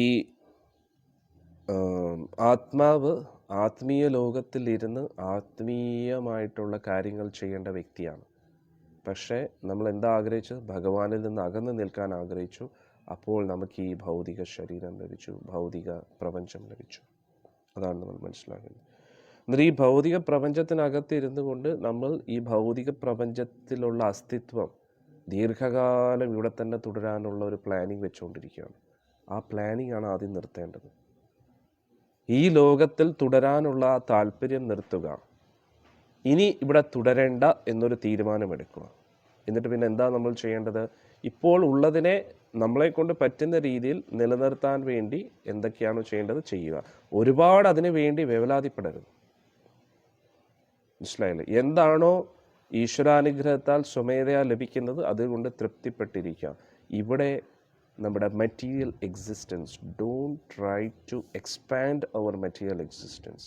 നമ്മുടെ ഈ പ്രപഞ്ചത്തിലുള്ള നമ്മുടെ നിലനിൽപ്പിനെ വിസ്തരിക്കാൻ ശ്രമിക്കരുത്. ഉദാഹരണത്തിന്, എന്തിനാ നമ്മൾ സന്യാസം എടുക്കുന്നത്? വിവാഹം കഴിച്ച് കുട്ടികളായിട്ടിരുന്നാൽ പോരെ? വിസ്തരിക്കാൻ ശ്രമിക്കുകയാണ്. വിവാഹം കഴിച്ച് കുട്ടികൾ, പരമ്പര, ഫാമിലി, ഇങ്ങനെ വിസ്തരണം എന്തിന്? വേണ്ട, ഉള്ളത് മതി. ഈ ശരീരം മതി. ഈ ശരീരത്തിൽ നിന്ന് ഇനി അടുത്തൊരു വിസ്തരണം വേണ്ട. മനസ്സിലായില്ലേ? ഇനി വെറുതെ നമ്മുടെ, കാരണം ഭാര്യ, കുട്ടികളായിക്കഴിഞ്ഞാൽ കുട്ടികളോടുള്ള സ്നേഹം, ഭാര്യയോടുള്ള സ്നേഹം, പിന്നെ ഭാര്യ, വീട്ടുകാർ, അല്ലേ, അമ്മായിയമ്മ, അമ്മായിയപ്പൻ, അളിയൻ, കുറേ ബന്ധുക്കൾ ഇങ്ങനെ വരും. നമ്മുടെ ബന്ധുക്കൾ തന്നെ ഇഷ്ടംപോലെ രക്തബന്ധുക്കളുണ്ട്. അതുകൂടാതെ ഇത് പുറത്തുനിന്ന് അടുത്തൊരു ഇമ്പോർട്ട് ചെയ്യുകയാണ്, പുതിയ ബന്ധങ്ങൾ. അതുവഴി അവരുമായിട്ട് ബന്ധം ഇങ്ങനെ. പിന്നെ ഫാമിലി ആയിട്ടിരിക്കുന്ന സമയത്ത് എന്താണ്? ഫാമിലിയുടെ കാര്യം നോക്കണം, അല്ലേ? എന്തെങ്കിലും തൊഴിൽ ചെയ്യണം, കാരണം വീട്ടിൽ കാശ് വേണം. എൻ്റെ അർത്ഥം നമ്മളിവിടെ ചുമ്മാ ഇരിക്കുന്നതല്ല, നമുക്ക് വേറെ തൊഴിലാണ്. കയ്യിലൊന്നുമില്ല, കിട്ടുന്നതെല്ലാം എല്ലാവർക്കും വേണ്ടി കൊടുക്കുക. അന്നേരം അങ്ങനെ പോകുന്ന സമയത്ത് എന്താണ്? കുടുംബം, ഓഫീസ്, വീട്, ഇങ്ങനെ ബന്ധുമിത്രാദികൾ, അപ്പുറത്തെ വീട്ടിലെ കല്യാണം. അങ്ങനെ ഒരു സ്വാമിയുണ്ട്, എന്തോ ബോംബെയിലെ ഒരു ആശ്രമം ജോയിൻ ചെയ്ത വ്യക്തി. അദ്ദേഹം ആശ്രമമൊന്നും ജോയിൻ ചെയ്യാൻ താല്പര്യപ്പെട്ടില്ല. പക്ഷേ ആള് നോക്കിയപ്പോൾ എല്ലാ ആഴ്ചയും ആരുടെയെങ്കിലും കല്യാണമുണ്ട്. നോക്കുമ്പോൾ ഈ ബന്ധുവിൻ്റെ കല്യാണം, ആ ബന്ധുവിൻ്റെ കല്യാണം, മകൻ്റെ കല്യാണം, മകളുടെ കല്യാണം, ഇവരുടെ കല്യാണം, അവരുടെ കല്യാണം. അതിനൊക്കെ പോകുമ്പോൾ എന്തെങ്കിലുമൊക്കെ ഗിഫ്റ്റ് കൊടുക്കണം. അന്നേരം പറയും, ഞാൻ ഇത്രയും കഷ്ടപ്പെട്ട് കാശുണ്ടാക്കിയത് ഇങ്ങനെ ഓരോ ആൾക്കാർക്കും കൊടുക്കുവാണെങ്കിൽ, ഞാനാണെങ്കിൽ വിവാഹം കഴിച്ചിട്ടും ഇല്ല. പിന്നെ എന്തിനാണ്? ഇതിനെക്കാട്ടി നല്ല സ്വാമിയായിട്ടിരുന്നാൽ മതി. സ്വാമിയായിട്ടിരുന്നപ്പോൾ പിന്നെ ആർക്കും ഒന്നും കൊടുക്കണം, ഉള്ളത് വെച്ച് ജീവിക്കാം എന്ന് പറഞ്ഞ ഒരാൾ ആശ്രമത്തിൽ ജോയിൻ ചെയ്യും. പക്ഷെ ഞാൻ പറയുന്നതിൻ്റെ അർത്ഥം, നമ്മുടെ ഭൗതിക അസ്തിത്വം ഇങ്ങനെ കൂട്ടാൻ നോക്കരുത്. ഈ പ്രപഞ്ചം, അടുത്ത ജനറേഷൻ, അടുത്ത തലമുറ, അതൊക്കെ ഓക്കെ, ഇമ്പോർട്ടൻ്റ് കാര്യം തന്നെയാണ്. പക്ഷെ എന്നിരുന്നാലും നമ്മൾ സ്വമേധയാ ഒരു ബുദ്ധി ഉപയോഗിക്കുക. അന്നേരം ചില ആൾക്കാർ ചോദിക്കും, ഈ പ്രപഞ്ചത്തിലുള്ള എല്ലാവരും സ്വാമിമാരായി കഴിഞ്ഞാൽ പിന്നെ ഈ ലോകത്തിൻ്റെ കാര്യം എന്തായി? നല്ലതല്ലേ? ഈ ലോകം അവസാനിക്കും. എന്തായാലും അങ്ങോട്ടും ഇങ്ങോട്ടും അടികൂടി വെട്ടും കുത്തും ഇതുമൊക്കെ ആയിട്ട് നശിക്കുന്നതിനെക്കാട്ടി നല്ലതല്ലേ സ്വാമിയായിട്ട് എല്ലാവരും രക്ഷപ്പെടും. അതോടുകൂടി ഈ ലോകത്തിൻ്റെ എല്ലാ പ്രശ്നങ്ങളും സോൾവ് ആവും. ഒന്ന് ആലോചിച്ചോ, ഈ ലോകത്തിലുള്ള എല്ലാ ആണുങ്ങളും സന്യാസം എടുത്തത് എങ്ങനെ ഇരിക്കും? എന്നിട്ട് ഉടനെ ജനിക്കും പെണ്ണുങ്ങളൊക്കെ പിന്നെ എന്ത് ചെയ്യും? അവരുടെ കുടുംബം അതൊക്കെ എന്താണ്? അല്ല, ഒന്ന് സങ്കല്പിച്ച് നോക്കൂ. അവരൊക്കെ സമാധാനപരമായിട്ട് ഒരിടത്ത് ഒതുങ്ങി ജീവിക്കും. അങ്ങോട്ടും ഇങ്ങോട്ടും അടിയില്ല, വെട്ടില്ല, ബോംബെറിയലില്ല, ഒന്നുമില്ല, സമാധാനമായിട്ടിരിക്കത്തില്ല. പക്ഷെ ഒരിക്കലും നടക്കാത്ത കാര്യമാണ്. കാരണം ഈ പ്രപഞ്ചത്തിലുള്ള വ്യക്തികൾ ആരാണ് നമ്മൾ? ഇപ്പോൾ ഉദാഹരണത്തിന് നമ്മൾ എന്താ പറയുക, എല്ലാവരും സ്വാമിമാരായിക്കഴിഞ്ഞാൽ ഈ ലോകത്തിൻ്റെ കാര്യം എന്താണ് എന്ന് പറയുന്ന ചോദ്യം, ഈ ജയിലിലുള്ള എല്ലാ ക്രിമിനൽസും നന്നായി കഴിഞ്ഞാൽ പിന്നെ ജയിലിൻ്റെ കാര്യം എന്താവും എന്ന പോലെയാണ്. നല്ലതല്ലേ? ജയിലുണ്ടാക്കിയിരിക്കുന്നത് എന്തിനു വേണ്ടിയാണ്? കുറ്റവാളികളെ കുത്തി നിറയ്ക്കാൻ വേണ്ടിയാണോ? അല്ല, കുറ്റവാളികൾ ഇല്ലാത്തൊരു ലോകം, അതാണല്ലോ ജയിലിൻ്റെ ഉദ്ദേശം. അല്ലാതെ ജയിലുണ്ടാക്കിയിരിക്കുന്നത് എപ്പോഴും ജയിലിലുള്ള എല്ലാ സെല്ലുകളും നിറഞ്ഞിരിക്കണം എന്നാണോ? അല്ല. അവിടെ ഇരിക്കുന്ന ജയിലിൻ്റെ ലക്ഷ്യം എന്താണ്? ഇവരെയൊക്കെ എങ്ങനെ മാറ്റിയെടുക്കാം എന്നതാണ്. അല്ലാതെ ജയിലിൽ ആരുമില്ല എന്ന് പറഞ്ഞിട്ട് അയ്യോ ആരെങ്കിലും ഒരാളെ കൊണ്ടുവരണ്ടേ, ജയിൽ എങ്ങനെ നടക്കും മുന്നോട്ട്? അതല്ല. സത്യം പറഞ്ഞാൽ ജയിലിലുള്ളവർക്ക് ഏറ്റവും കൂടുതൽ ജോലി എത്രയും ആൾക്കാർ കൂടുന്നതിനനുസരിച്ചാണ്. അതേപോലെ ദേവന്മാരുടെ ജോലി കുറയും. ഭഗവാൻ അധികം പരിപാലനത്തിന് വേണ്ടി ഇങ്ങോട്ട് ബുദ്ധിമുട്ടേണ്ട ആവശ്യമില്ല. പരിപാലനം എപ്പോഴാണ് വരുന്നത്? യഥാ യഥാഹി ധർമ്മസ്യ, അല്ലേ? ധർമ്മത്തിന് ഗ്ലാണി വരുമ്പോൾ, അച്ചടക്ക ലംഘനം, അല്ലേ? പ്രശ്നങ്ങൾ ഉണ്ടാകുമ്പോഴാണ്, ക്രൈം നടക്കുമ്പോഴാണ് പോലീസ് ഇടപെടേണ്ടത്. യുദ്ധം നടക്കുമ്പോഴാണ് മിലിറ്ററിക്കാരുടെ ആവശ്യം. യുദ്ധമേ ഇല്ലെങ്കിൽ പിന്നെ മിലിറ്ററിക്കാരുടെ ആവശ്യം എന്താണ്, അല്ലേ? കുറച്ചും കൂടെ കാര്യങ്ങൾ എളുപ്പമാകും. അതുകൊണ്ട് നമ്മൾ ഈ ലോകത്തിൻ്റെ ടെൻഷൻ എടുക്കേണ്ട. എല്ലാവരും സ്വാമിമാരായി കഴിഞ്ഞാൽ പിന്നെ ഈ ലോകത്തിൻ്റെ കാര്യം എന്താ? ലോകം നന്നാവും, ലോകം രക്ഷപ്പെടും, എല്ലാവരും ഭഗവാന്റെ ലോകത്ത് പോകും. സത്യലോകം അങ്ങനെയായിരുന്നു. സത്യലോകത്തിൽ എല്ലാവരും 99% എല്ലാവരും ധ്യാന നിമഗ്നരായിട്ടിരിക്കും. എല്ലാവരും സന്യാസിമാരാണ്. വിവാഹം കഴിച്ചവരും, ഹസ്ബൻഡും വൈഫും രണ്ടുപേരും ഒരേ മനസ്സോടു കൂടി ഇരുന്ന് ധ്യാനിച്ചുകൊണ്ടിരിക്കും. സന്യാസിമാരും ധ്യാനിച്ചുകൊണ്ടിരിക്കുകയാണ്. ഒന്ന് ആലോചിച്ചോ, എല്ലാവരും ധ്യാനത്തിലായിരുന്നു. ഭഗവാനെ ധ്യാനിച്ച് സ്വസ്ഥമായിട്ട് എത്ര സന്തോഷവും സമാധാനമാണ്. അതുകൊണ്ട് തന്നെ സത്യലോകത്തുള്ള വ്യക്തികൾക്ക് 1,00,000 വർഷം വരെ ആയുസ്സുണ്ടാകും. ദീർഘായുസ്സുണ്ട്, ആയുരാരോഗ്യമുണ്ട്. അവർ വിചാരിക്കുന്ന കാര്യങ്ങൾ നടക്കും. ഒരു ബുദ്ധിമുട്ടില്ല. കാലാവസ്ഥയൊക്കെ കറക്റ്റ്, എല്ലാം സമാധാനമായിട്ട്. ഭഗവാന്റെ ദർശനം വളരെ എളുപ്പത്തിൽ കിട്ടും. യജ്ഞം ചെയ്യുമ്പോൾ ദേവന്മാർ പ്രത്യക്ഷപ്പെടും. അടുത്തൊരാൾ പറയുന്നത് എല്ലാ സൃഷ്ടികളും ഒരാൾ നശിക്കാനുള്ളതല്ലേ ഗുരുജി എന്ന് പറഞ്ഞ് ഇന്നേ നശിപ്പിക്കണം നമുക്ക്. സൃഷ്ടി നശിപ്പിക്കാൻ വേണ്ടിയുള്ളതല്ല. വീണ്ടും മനസ്സിലായില്ലല്ലേ? സൃഷ്ടി നശിപ്പിക്കാൻ വേണ്ടിയുള്ളതല്ല. നമ്മൾ ഇവിടെ എന്തിനാ തുടരുന്നത് എന്നാണ് നമ്മൾ തീരുമാനിക്കേണ്ടത്. സൃഷ്ടി ഒരിക്കലും നശിക്കുന്നില്ലല്ലോ. ഞാൻ നേരത്തെ പറഞ്ഞില്ലേ, ഇപ്പം നമ്മുടെ ശരീരമാണെങ്കിൽ തന്നെ ഇതിലെ ഭൂമിയായിട്ട് ചേരുന്നു, ഇതിലെ ജലമായിട്ട് ചേരുന്നു, അഗ്നിയായിട്ട് ചേരുന്നു. അതിലിപ്പോൾ എന്താണ് നശിക്കുന്നത്? എന്തെങ്കിലും നശിക്കുന്നു? ഇല്ല, ഇവിടെ തന്നെ ഉണ്ടല്ല. ഞാൻ നേരത്തെ പറഞ്ഞില്ലേ, വലിയ കൊട്ടാരം, സ്വർണ്ണ നിർമ്മിതമായിട്ടുള്ള കൊട്ടാരങ്ങളൊക്കെ പണ്ട് കാണും. ആ കൊട്ടാരത്തിൻ്റെ സ്വർണ്ണം എല്ലാവരും അടിച്ചു മാറ്റി എവിടെയെങ്കിലും കൊണ്ട് ഒളിപ്പിച്ചു വയ്ക്കും. അതിനുശേഷം കൊണ്ട് വയ്ക്കും. എന്നിട്ട് ഈ സ്വർണ്ണ കച്ചവടക്കാരെന്ത് ചെയ്യും? അത് ആഭരണങ്ങളാക്കി വീണ്ടും വിൽക്കും. അന്നേരം ഒരു കൊട്ടാരത്തിൻ്റെ ഒരു തൂണ് തന്നെ 1,00,000 പേരുടെ ദേഹത്ത് ആഭരണങ്ങളായിട്ടിരിക്കും. അത്രേ ഉള്ളൂ. അല്ല, ഈ സ്വർണം നശിച്ചു എന്ന് പറഞ്ഞാൽ പൂർണ്ണമായിട്ട് ഇല്ലാതെ ആകുന്നുണ്ടോ? ഇവിടെ തന്നെ കിടക്കുകയാണ് ആഭരണം. സ്വർണം ആരെങ്കിലും ഇവിടുന്ന് ഫുൾ ഇല്ലാത്തൊരു അവസ്ഥയിലേക്ക് കൊണ്ടുപോകാൻ പറ്റുമോ സ്വർണത്തെ? പറ്റത്തില്ല. അത് ഇവിടെ തന്നെ കാണും. എന്നിട്ട് ഇതേ ആഭരണം തന്നെ വീണ്ടും ആൾക്കാർ കൊണ്ട് വിൽക്കും. വിറ്റിട്ട് പിന്നെ എന്താവും? അതും വീണ്ടും ഇങ്ങനെ കറങ്ങിക്കൊണ്ടിരിക്കും. സ്വർണം ഇതേപോലെ, ഭൂമി ഇതേപോലെ, എല്ലാ വസ്തുവകളും ഇവിടെ തന്നെ എപ്പോഴും കാണും. നമ്മൾ മാത്രം കാണത്തില്ല. നമ്മളിവിടെ തന്നെ, നമ്മൾക്ക് ഇവിടെ തുടരാൻ താല്പര്യമുള്ളിടത്തോളം കാലം. ചില ഭൂമി നമ്മുടെ ശരീരമായിട്ട് പ്രവർത്തിക്കുന്നു. അതേ ഭൂമി ആയിരിക്കും പിന്നെ ഒരാളുടെ മലമായിട്ട് പുറത്തു വരുന്നത്. ഒന്ന് ആലോചിച്ച് നോക്കൂ. നമ്മുടെ ശരീരം, നമ്മൾ ഇത്രയും കാത്തു സൂക്ഷിക്കുന്ന ഈ ശരീരം, അല്ലേ?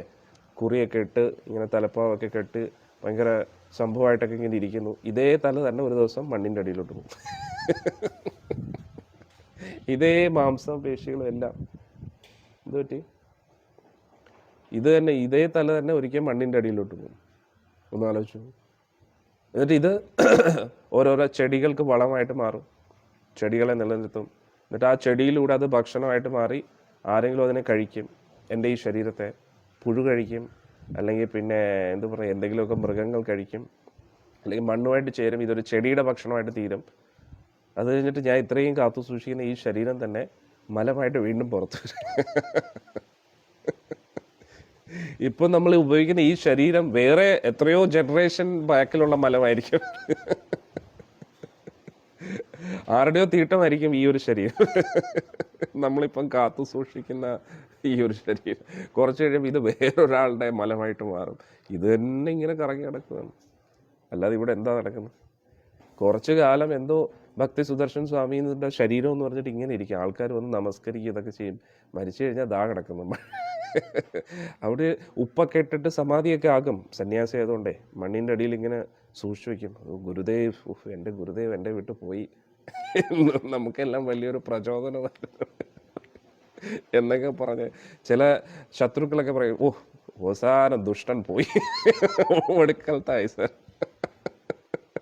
ഒതുങ്ങി കിട്ടിയല്ലോ എന്നൊക്കെ പറഞ്ഞ് രണ്ട് ഭാഗത്തുള്ള ആൾക്കാരും കാണും. കാരണം ഈ ലോകത്ത് സാക്ഷാൽ ഭഗവാനെതിരെ വരെ കുറ്റം പറയുന്ന ആൾക്കാരാണ്. ഒരു തെറ്റും ചെയ്യാത്ത സീതാദേവിക്കെതിരെ വരെ കുറ്റം പറഞ്ഞ ആൾക്കാർ.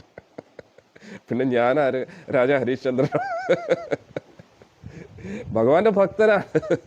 അതുകൊണ്ട് നമ്മൾ പറയുന്നത് ചിലവർക്ക് ഇഷ്ടപ്പെടും, ചിലവർക്ക് ഇഷ്ടപ്പെടത്തില്ല, അല്ലേ? ചിലവർ മുന്നിലൊന്നും പറയത്തില്ല, ഉള്ളിൽ നിനക്ക് വെച്ചിട്ടുണ്ടടാ ദുഷ്ട. അതുകൊണ്ടൊന്നും പറയാൻ പറ്റില്ല. അതുകൊണ്ട് എല്ലാം ഇവിടെ തന്നെ അങ്ങ് ഒത്തുചേരും. മനസ്സിലായില്ല? രണ്ടായാലും കണക്കാണ്. അതുകൊണ്ട് നമ്മൾ മനസ്സിലാക്കുക, ഇതിനകത്തിരിക്കുന്ന നമ്മൾ ഇതൊന്നുമല്ല, നമ്മൾ ഈ ശരീരമല്ല. അത് നമ്മൾ പ്രധാനമായിട്ട് ഓർക്കുക. നമ്മൾ ഇതിനകത്തിരിക്കുന്ന ആത്മാവാണ്. ആത്മാവ് ഇവിടെ ഇരിക്കേണ്ട വ്യക്തിയല്ല. ആത്മാവ് ആത്മീയ ലോകത്തിൽ ഭഗവാന്റെ കാര്യങ്ങൾ ചെയ്യേണ്ട വ്യക്തിയാണ്.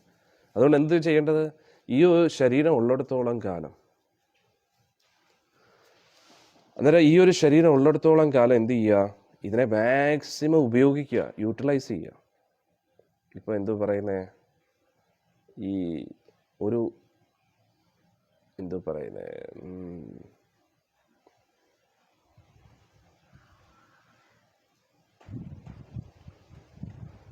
ഇപ്പം നമുക്ക് എങ്ങനെ ഇപ്പം ഞാൻ പറയാം, ഓക്കെ, ഹോട്ടലിൻ്റെ ഒരു ഉദാഹരണം. ഒരു ഹോട്ടലിൽ ഒരാൾ എല്ലാ ദിവസവും ഭക്ഷണം റെഡിയാക്കും. ഇന്ന് ഹോട്ടലിൽ നടക്കുന്ന കാര്യമാണ് ഞാൻ പറയുന്നത് കേട്ടോ. ഒരു ഉദാഹരണം പറഞ്ഞതാണ്, ഒരിക്കലും ഇത് പ്രോപ്പർ ഒരു മെത്തേഡല്ല, പക്ഷെ ഇന്ന് നടക്കുന്ന കാര്യമാണ്. നിങ്ങൾ ശ്രദ്ധിച്ചിട്ടുണ്ടോ? അവിടെ എല്ലാ ദിവസവും അവരിങ്ങനെ കോഴികളെ ഇങ്ങനെ കറക്കിക്കൊണ്ടിരിക്കും. ഇത് കാണുമ്പോൾ എല്ലാ ദിവസവും, അന്നേരം നിങ്ങൾക്ക് എന്താ തോന്നി? എല്ലാ ദിവസവും അവർ ഫ്രഷ് കോഴി ഇങ്ങനെ കറക്കിക്കൊണ്ടിരിക്കുക. ഫുഡ് ഇൻസ്പെക്ടേഴ്സ് എല്ലാവരും കണ്ടുപിടിച്ചു, ഇത് എത്രയോ വർഷം വർഷം ഞാൻ ചുമ്മാ പറഞ്ഞതാ, വർഷമൊന്നും ഇരിക്കത്തില്ല, പക്ഷെ കുറച്ച് ദിവസം നല്ല പഴക്കമുള്ള കോഴികളാണ് ഇവരിങ്ങനെ കറക്കിക്കൊണ്ടിരിക്കുന്നത്. മനസ്സിലായില്ലേ? അതേപോലെ ഭക്ഷണ പദാർത്ഥങ്ങൾ. അന്നേരം അവരുടെ ഒരു മെൻറ്റാലിറ്റി എന്താണ്? എന്തായാലും ഞാൻ ഇതിൽ ഇൻവെസ്റ്റ് ചെയ്തു. അവർ ആൾക്കാരുടെ സ്വാസ്ഥ്യം, ആരോഗ്യമല്ല അവർ നോക്കുന്നത്. അവരെന്താ ചിന്തിക്കുന്നത്? എന്തായാലും ഞാൻ ഇതിന് ചിലവാക്കി. അവർ ഓരോ വസ്തുവിനെയും കാണുന്നത് എന്താണ്? ഇത് പാഴായി പോയിക്കൊണ്ടിരിക്കുകയാണ്, ഇതിനു മുമ്പ് ഇതിൽ നിന്ന് മാക്സിമം കാശ് ഒപ്പിക്കണം, അല്ലേ? അതുകൊണ്ട് എന്ത് ചെയ്യും? അളിഞ്ഞ മാവ്, മോശപ്പെട്ട ഭക്ഷണ പദാർത്ഥങ്ങൾ, നോൺ വെജൊക്കെ പഴകിയത്, അതൊക്കെ ആൾക്കാരെ കൊണ്ട് നല്ല മസാലയൊക്കെ ഇട്ട് തീറ്റിപ്പിക്കും. എന്തിനാണ്? അതിനെ മാക്സിമം യൂട്ടിലൈസ് ചെയ്യാൻ നോക്കുകയാണ്. അതേപോലെ ഒരു അളിഞ്ഞ സാധനമാണ് ഈ ശരീരം. ഇതുകൊണ്ട് ഒരു ഉപയോഗവും ഇല്ല. പക്ഷെ നമുക്ക് എന്ത് ചെയ്യാൻ പറ്റും? ഇതിനെ മാക്സിമം ഉപയോഗിക്കാൻ പറ്റും, അത്രേ ഉള്ളൂ.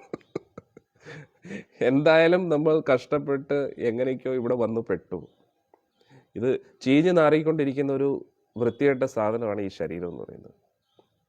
ഇതിൽ നിന്ന് ആത്മാവ് പോയി കഴിഞ്ഞാൽ, ഇപ്പോൾ എന്തു പറയുന്നത്, നമ്മുടെ ശിഷ്യർ നമ്മളെ വന്ന് നമസ്കരിക്കുന്നു, ഗുരു ഗുരു എന്നൊക്കെ പറഞ്ഞ്.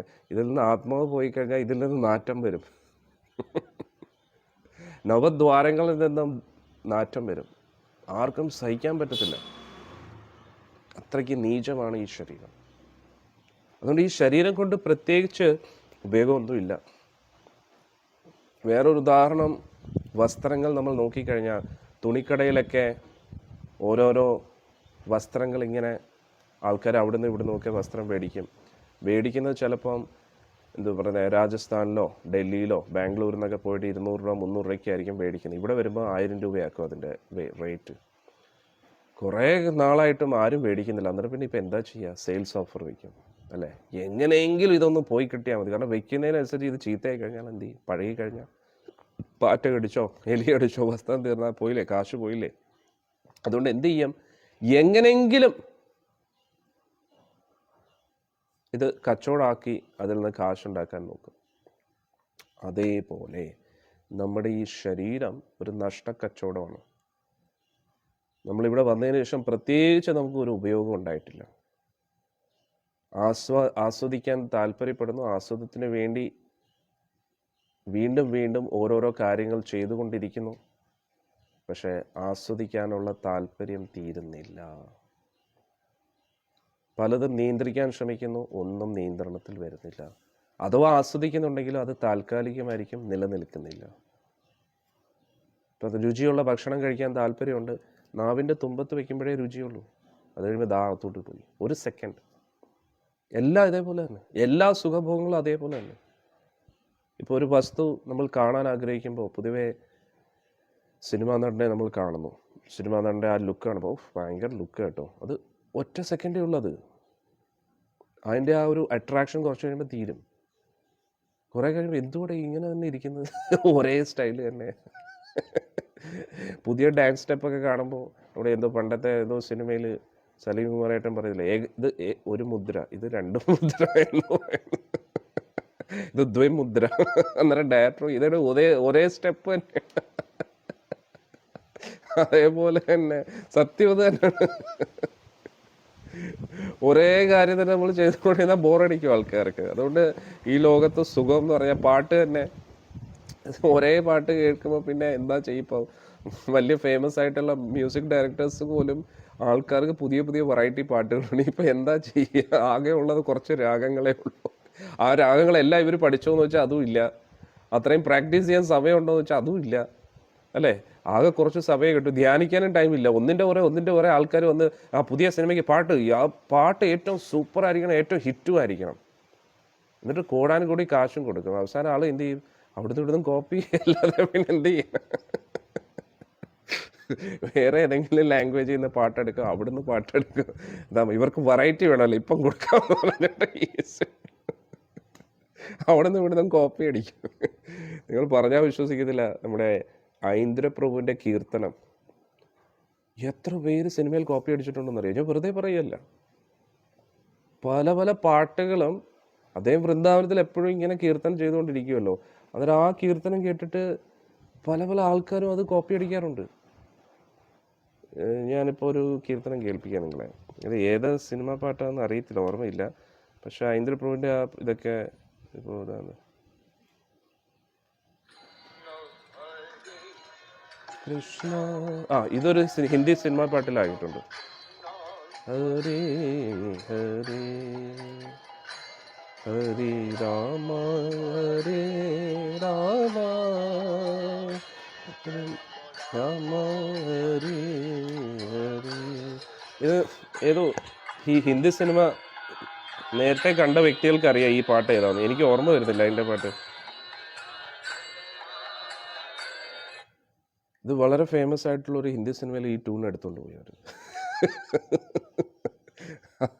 അന്നേരം ഞാൻ പറയേണ്ട അർത്ഥം എന്ന് പറഞ്ഞു കഴിഞ്ഞാൽ, ഈ ലോകത്തുള്ള അട്രാക്ഷൻസ് എല്ലാം വളരെ താൽക്കാലികമാണ്, അധികം നിലനിൽക്കത്തില്ല. പക്ഷെ ഈ കീർത്തൻ, ഈ ട്യൂൺ അവർ കോപ്പി അടിച്ചു, അവർ സിനിമയിൽ ഉപയോഗിച്ചു. ആ പാട്ട് പിന്നെ അവർ ഉപയോഗിക്കാറേ ഇല്ല, അത് തീർന്നു, ആൾക്കാർ അതിൻ്റെ അട്രാക്ഷൻ തീർന്നു. പക്ഷേ ഈ ട്യൂൺ, ഈ ഹരേ കൃഷ്ണ കയറിക്കഴിഞ്ഞാൽ എത്ര നേരം വേണമെങ്കിലും നമുക്ക് പാടാൻ പറ്റും, എത്ര മണിക്കൂറുകളോളം വേണമെങ്കിലും പാടാൻ, എത്ര വർഷങ്ങൾ കഴിഞ്ഞാലും പാടാൻ പറ്റും. അതാണ് ഒറിജിനൽ. ഭഗവാൻ കയറിക്കഴിഞ്ഞാൽ ഒറിജിനലായി. പിന്നെ അതിൻ്റെ ആ ട്യൂൺ, ആ സിനിമയിൽ ആ ട്യൂൺ എടുത്തിട്ട് ആ സിനിമ എല്ലാവരും മറന്നു, പാട്ടും മറന്നു. പക്ഷെ ഐന്ദ്രപ്രഭുവിൻ്റെ ട്യൂൺ ഇന്നും നമ്മൾ കേട്ടുകൊണ്ടിരിക്കുന്നു. ഇനി ഞാനും നമ്മുടെ കീർത്തനത്തിൽ നമ്മൾ തിരിച്ചു കോപ്പി അടിക്കാറുണ്ട്. അന്നേരം ചില സിനിമാ പാട്ടുകളുടെ ട്യൂൺ എല്ലാവർക്കും വളരെ ആകർഷണമായിട്ട് തോന്നുമ്പോൾ നമ്മൾ അതിൽ നിന്ന് ഹരേ കൃഷ്ണ കയറ്റും. അതേപോലെ ആ സിനിമ ട്യൂൺ എല്ലാവരും മറക്കും, പക്ഷേ നമ്മൾ പാടിയ പാട്ട് വീണ്ടും വീണ്ടും നമ്മൾ പാടിക്കൊണ്ടിരിക്കുക. അന്നേരം കൃഷ്ണൻ ഹീസ് ഓൾ അട്രാക്റ്റീവ്, സർവ ആകർഷതി ഇതി കൃഷ്ണ. എല്ലാത്തിനെയും ആകർഷിപ്പിക്കാനുള്ള ഒരു ആകർഷിപ്പിക്കുന്ന വ്യക്തിയാണ് ഭഗവാൻ. ഭഗവാൻ വന്നു കഴിഞ്ഞാൽ വലിയ ആകർഷണമാണ്. അതുകൊണ്ട് നമ്മൾ എന്താ ചെയ്യേണ്ടത്? സത്യം പറഞ്ഞാൽ നമ്മളാരും ഭക്തരല്ല, നമ്മൾ കൃഷ്ണനിൽ ആകർഷിതരായവരാണ്. എങ്ങനെ? ഒരു ഭക്തനിലൂടെ കൃഷ്ണനിലേക്ക് ആകർഷിതരായിട്ടിരിക്കുകയാണ്, attracted to Krishna. But we have not developed love for Krishna. നമ്മൾ കൃഷ്ണനിൽ ആകർഷിതനായിട്ടിരിക്കുകയാണ്, പക്ഷെ അദ്ദേഹത്തിനോട് ഉള്ളിൽ നിന്നും ഒരു പ്രേമഭക്തി ഉണർന്നിട്ടില്ല. അവിടെയാണ് പ്രശ്നം. ആകർഷണമുണ്ട്, പക്ഷേ ആ ആകർഷണം പ്രേമമായിട്ട് മാറിയില്ല എങ്കിൽ, പ്രേമഭക്തിയായിട്ട് മാറിയില്ല എങ്കിൽ എന്താകും? ആ ഭൗതിക ആകർഷണത്തിലോട്ട് നമ്മൾ എപ്പോഴും പോകാൻ പറ്റും. ജാഗ്രത. അതാണ് ഞാൻ പറയുന്നത്. നമ്മൾ ആരും ഭക്തിയിലേക്ക് ഇറങ്ങിയിട്ടില്ല. ഭക്തിയിലേക്ക് ഇറങ്ങണം. എന്താ വഴി? ശ്രവണം, കീർത്തനം, വിഷ്ണു സ്മരണം, അർച്ചനം, വന്ദനം, ദാസ്യം, സാഖ്യം, ആത്മനിവേദനം. ഭഗവാനെ കുറിച്ച് കേൾക്കണം, ഭഗവാന്റെ നാമം ജപിക്കണം, ബോധപൂർവം ജപിക്കണം. വളരെ ഇമ്പോർട്ടൻറ്റ്. നമ്മുടെ ഈ പ്രസ്ഥാനം കൃഷ്ണാവബോധ പ്രസ്ഥാനം. അവബോധം. നമ്മൾ ഉറക്കം തൂങ്ങി ജപിക്കുകയും ഉറക്കം തൂങ്ങി ഭഗവാനെ കുറിച്ചും കേട്ട് കഴിഞ്ഞാൽ ബോധത്തിലേക്ക് പ്രവേശിക്കത്തില്ല. മനസ്സിലായില്ലേ? നമ്മുടെ ഉള്ളിലൊരു രോഗമുണ്ടെങ്കിൽ അടിവേരോടുകൂടി അതിനെ മാറ്റണം, അല്ലേ? ഒരു ക്യാൻസർ പേഷ്യൻ്റ് ഉണ്ടെങ്കിൽ ആ ക്യാൻസർ സെല്ലുകളെ ഏറ്റവും അടിവേരോടുകൂടി അതിനെ മാറ്റണം. ഏറ്റവും അടിവേരോട്. കാരണം എന്താ? ഏതെങ്കിലും ഒരു സെല്ല് അവിടെ ബാക്കി നിന്നാൽ അതിങ്ങനെ സ്പ്രെഡ് ആയിക്കൊണ്ടേയിരിക്കും, അല്ലേ? അതേപോലെ നമ്മുടെ ബോധത്തിലാണ് പ്രശ്നം. ശരീരം പ്രശ്നമാണ്, മനസ്സിലെ ചിന്തകളും ദുഷിച്ച ചിന്തകളാണ്, പക്ഷെ ഇത് ആഗ്രഹങ്ങളും. പക്ഷെ യഥാർത്ഥ പ്രശ്നം എവിടെയാണ്? ആ ബോധത്തിലാണ്. ആത്മാവിൽ നിന്ന് വരുന്ന ഭൗതിക ബോധം, ആസ്വാദനം ബോധം, നിയന്ത്രണ മനോഭാവം, അതെല്ലാം വരുന്ന എവിടെ നിന്നാണ്? ആത്മാവിൽ നിന്ന്, ബോധത്തിൽ നിന്നാണ്. അതായത് ബോധത്തിലേക്ക് ഇഞ്ചക്ട് ചെയ്യണം പ്രശ്നം. മരുന്ന് നേരെ ബോധത്തിലേക്ക് പ്രവേശിക്കണം. ബോധത്തിലേക്ക് പ്രവേശിക്കണം. എന്ത് ചെയ്യണം? ബോധപൂർവം കേൾക്കുക, ഉണർന്ന് കേൾക്കുക, ഉണർന്ന് ജപിക്കുക. ഉറക്കം വരുന്നുണ്ടെങ്കിൽ ഉറങ്ങിക്കോളൂ, പക്ഷെ കേൾക്കുന്ന സമയത്ത് ഭഗവാനെക്കുറിച്ച് ശ്രദ്ധയോടുകൂടി കേൾക്കൂ, ശ്രദ്ധയോടുകൂടി ജപിക്കൂ. അല്ലെങ്കിൽ എന്ത് പറ്റും? അത് അകത്തോട്ട് മരുന്ന് പ്രവേശിക്കത്തില്ല. അകത്തോട്ട് മരുന്ന് പ്രവേശിച്ചിട്ട് ബോധപൂർവം എന്ന് പറഞ്ഞാൽ കണ്ണ് തുറന്നിരിക്കുന്നു, പക്ഷേ ചിന്തകൾ അങ്ങോട്ടും ഇങ്ങോട്ടാണെങ്കിലും പ്രശ്നമാണ്. മനസ്സിലായില്ലേ? മരുന്ന് നേരെ അകത്തോട്ട് കയറണം. മനസ്സിലായില്ലേ? ഇപ്പം നമ്മൾ ആ ഗുളിക, നമുക്ക് എന്തെങ്കിലും ഒരു രോഗം ഉണ്ടെങ്കിൽ ഗുളിക കഴിക്കുന്ന സമയത്ത് ഗുളിക വായിൽ വെച്ചിട്ട് തുപ്പിക്കഴിഞ്ഞാൽ രോഗം മാറുമോ? ഗുളിക ഇവിടെ വെച്ചതല്ലല്ലോ, നാവിൽ വെച്ച ഉടനെ മരുന്ന് പോയോ? ആ ഗുളിക അകത്തോട്ട് കയറണം. അകത്ത് കയറി ഇവിടെ നിന്ന് പ്രവർത്തിക്കണം. അതേപോലെ ശ്രദ്ധയോടുകൂടി കേൾക്കുന്ന സമയത്ത് മനസ്സിൽ ആഹാരത്തെക്കുറിച്ചും ഉറക്കത്തെക്കുറിച്ചും പോലും ചിന്തിക്കാൻ പാടില്ല. അതാണ് പരീക്ഷിത മഹാരാജ്. കാരണം എന്താ? ഇനി എന്നേക്കും ഉറങ്ങാൻ പോവല്ലേ? ഒടുക്കലത്തെ ഉറക്കമല്ലേ ഇനി? ആര് പറഞ്ഞു? ഈ 9 സ്കന്ധമായി കഴിയുമ്പോൾ പിന്നെ 5 ദിവസമായി. അങ്ങനെ പരീക്ഷത്തിനോട് ബ്രഹ്മ ഋഷി ചോദിക്കുകയാണ്, ശുഗദേവ ഗോസ്വാമി ചോദിച്ചു, പരീക്ഷത്തെ 5 ദിവസമായില്ലേ, കുറച്ചുകൂടി റെസ്റ്റൊക്കെ എടുത്തിട്ട് വരും. ഇനി റെസ്റ്റ് ഇൻ പീസ് അല്ലേ, RIP ആകാൻ പോവാണ്. എന്നേക്കുമായിട്ട് ഉറങ്ങാൻ പോയി, ഇനി എന്തിനാണ് ഉറക്കം? ആകെ ഒരു 2 ദിവസം കൂടെ ഉള്ളൂ. ഇത്രയും കാലം ഉറങ്ങിയിട്ടും ഉറക്കം തീരുന്നില്ല, ഇത്രയും ഭക്ഷണം കഴിച്ചിട്ടും വിശപ്പ് തീരുന്നില്ല, ഇത്രയും വെള്ളം കുടിച്ചിട്ടും ദാഹം തീരുന്നില്ല. എന്തിനാണ് പിന്നെ ഇതിനൊക്കെ ടൈം പാസ് ചെയ്യുന്നത്? അല്ല കോമൺ സെൻസ് ആയിട്ടുള്ളൊരു കാര്യമല്ലേ, അല്ലേ? പൊതുവേ ഈ ഓഷോ പോലെയുള്ള തിരുമണ്ടന്മാർ പറയും, സംഭോഗാത് സായുജ്യം. നിങ്ങൾക്ക് ഏത് വിഷയത്തിലാണോ ആക്രാന്തം ഉള്ളത് അത് കൂടുതൽ ചെയ്യാം, അന്നേരം ആക്രാന്തം കുറയും. അത് നടക്കുന്ന കാര്യം ഇവിടെ കോമൺ സെൻസ് ആയിട്ടുള്ളൊരു കാര്യമല്ലേ? നമുക്ക് ഏതിലാണോ ആക്രാന്തം അത് കൂടുന്നതിനനുസരിച്ച് ആക്രാന്തം കൂടുന്നില്ല, അല്ലേ? നാച്ചുറലി. എന്തോ ഉണ്ണുന്ന കുട്ടിക്കാണ് എന്തോ പറയില്ല, ഒരു കഴിക്കുന്ന കുട്ടിക്കാണ് ആർത്തിന്നോ എന്തോ ഒരു പഴഞ്ചൊല്ലുണ്ട്. അതേപോലെ എന്തുവാണ് ഇതുമായിട്ട് എന്തെങ്കിലും ബന്ധമുണ്ട്? കരയുന്ന കൊച്ചനെ ഞാനെന്താ പറഞ്ഞ?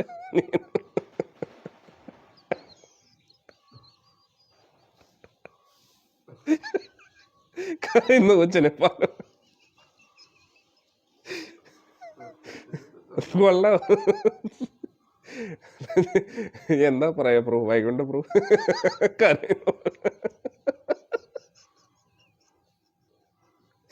പ്രഭുജി ഭയങ്കര കോമഡിയാ, സുമന്ത്രം. ഓരോ ബിറ്റ് അടിച്ചോണ്ടിരിക്കും. അല്ല, ഞാൻ ഉദ്ദേശിച്ചത് എന്താന്ന് വെച്ചാൽ എന്താണ് ഞാൻ ഉദ്ദേശിച്ചത്? ഞാൻ പറഞ്ഞത് നീയും പറഞ്ഞോ. എന്താ എന്തോ ഒരു കാര്യം പറഞ്ഞു. ആ ഹാ ഹാ അതെ അതെ. ആ ഇപ്പോൾ ഒരു കള്ളുകുടിയൻ്റെ മാറണമെങ്കിൽ കള്ളുകുടി നിർത്തിയല്ലേ പറ്റൂ. അല്ലാതെ കുടിച്ചോണ്ടിരുന്നത് ആർത്തി തീരുമെന്ന് പറഞ്ഞാൽ അത് എവിടെ തന്നെ ആയോടെ. കുടിച്ചോണ്ടിരിക്കും, ഇഷ്ടം പോലെ കുടിക്കുക. ഇഷ്ടം പോലെ കുടിക്കുന്നതെന്ന് വെച്ചാൽ ആർത്തി കൂടും, അല്ലാതെ പിന്നെന്താ. ഫുൾ കള്ളിൻ്റെ ഒരു സമുദ്രത്തിൽ കൊണ്ടുപോയി വെച്ചാലോ, അതായത് നമ്മുടെ സപ്തസമുദ്രത്തിൽ ഒരു ദ്വീപ് കള്ളിൻ്റെ സമുദ്രമാണ്. നേരെ അങ്ങേരെ കൊണ്ട് അതിനകത്ത് ഇട്ടാലും ആളവിടെ തന്നെ ഒരു ജലജീവിയായിട്ട് അവിടെ നീന്തിക്കൊണ്ടിരിക്കുക. ആർത്തി തീരത്തില്ല അല്ലേ. അന്നേരം കുട്ടികൾ, യുവാക്കൾ അല്ലെങ്കിൽ മുതിർന്നവർ പോണോഗ്രാഫിയിൽ അഡിക്റ്റഡ് ആവും. അഡിക്റ്റഡ് ആയിക്കഴിഞ്ഞാൽ അത് കാണുന്ന നിർത്തിയെങ്കിലല്ലേ അതിനോടുള്ള ആർത്തി തീരും അല്ലേ. അടുത്തൊരു പഴഞ്ചൊല്ലുണ്ട്, എരുതിയിൽ എണ്ണ ഒഴിക്കുന്നത്. അതേപോലെ കറക്റ്റ്. അന്നേരം നമ്മൾ നമ്മുടെ ആക്രാന്തം കുറയ്ക്കണമെങ്കിൽ ആക്രാന്തം കുറച്ചേ പറ്റൂ. അന്നേരം നമുക്ക് വിശപ്പിനോടും ദാഹത്തിനോടും ആസ്വാദനത്തിലൊക്കെ ആസക്തിയാണെങ്കിൽ അതിനെ നിയന്ത്രിക്കുക. ഉറക്കത്തിനോട് ആസക്തിയാണ്, ഉറക്കത്തെ നിയന്ത്രിക്കുക. നമ്മൾ തീരുമാനിക്കണം എപ്പോൾ ഉറങ്ങണോ എപ്പോൾ ഉണരണമെന്ന്. അല്ലാതെ ഉറക്കം വരുമ്പോൾ ഉറങ്ങിക്കഴിഞ്ഞാൽ നമ്മുടെ ജീവിതം ഉറങ്ങി അങ്ങ് തീരും. അതാണ് ഞാൻ പറഞ്ഞത്. അതുകൊണ്ട് നന്നായി ഉറക്കം വന്നാലും നമ്മൾ തീരുമാനിക്കും ഉറങ്ങത്തില്ല എന്നൊരു തീരുമാനം എടുക്കണം. അങ്ങനെ നമ്മൾ ആ ഒരു പ്രതിജ്ഞ എടുക്കണം. ചോറ് കഴിക്കാത്ത കുഞ്ഞിനെ അരി വെക്കാത്ത വീട്ടിൽ കൊണ്ടുപോകും. ഇതെന്തോ ഇതുമായിട്ട് എന്തെങ്കിലും ഇത് അതിനെയും കടത്തിയിട്ട്. അന്നേരം ഞാൻ പറഞ്ഞു വന്നത്, നമ്മൾ നമ്മുടെ വികാരങ്ങളെ നിയന്ത്രിച്ചെങ്കിൽ മാത്രമേ നമ്മൾ ഇതിനെ മറികടക്കാൻ കഴിയൂ. അന്നേരം നമ്മൾ ഒരിക്കലും ഭഗവാന്റെ നാമം ജപിക്കുമ്പോഴും അതൊക്കെ ശരിയാണ്, നമ്മുടെ ശരീരം നമ്മുടെ മനസ്സ് നമ്മളെ ഇങ്ങനെ പിടിച്ചു വലിക്കും, തമോ ഗുണത്തിലേക്ക് ഇങ്ങനെ കൊണ്ടുപോകും. പക്ഷെ അതിലേക്ക് അങ്ങ് വീണ് പോകരുത്. വീണാലും ന്യായീകരിക്കരുത്. അതായത് അയ്യോ ഞാൻ വീണതല്ല, ഇവിടെ ഞാൻ എന്തു പറഞ്ഞ ഈ എന്തോ തറയുടെ അളവൊക്കെ ഒന്ന് എടുക്കുമായിരുന്നു എന്നൊക്കെ പറയുന്നത് അതേപോലെ ആയിപ്പോരുത്.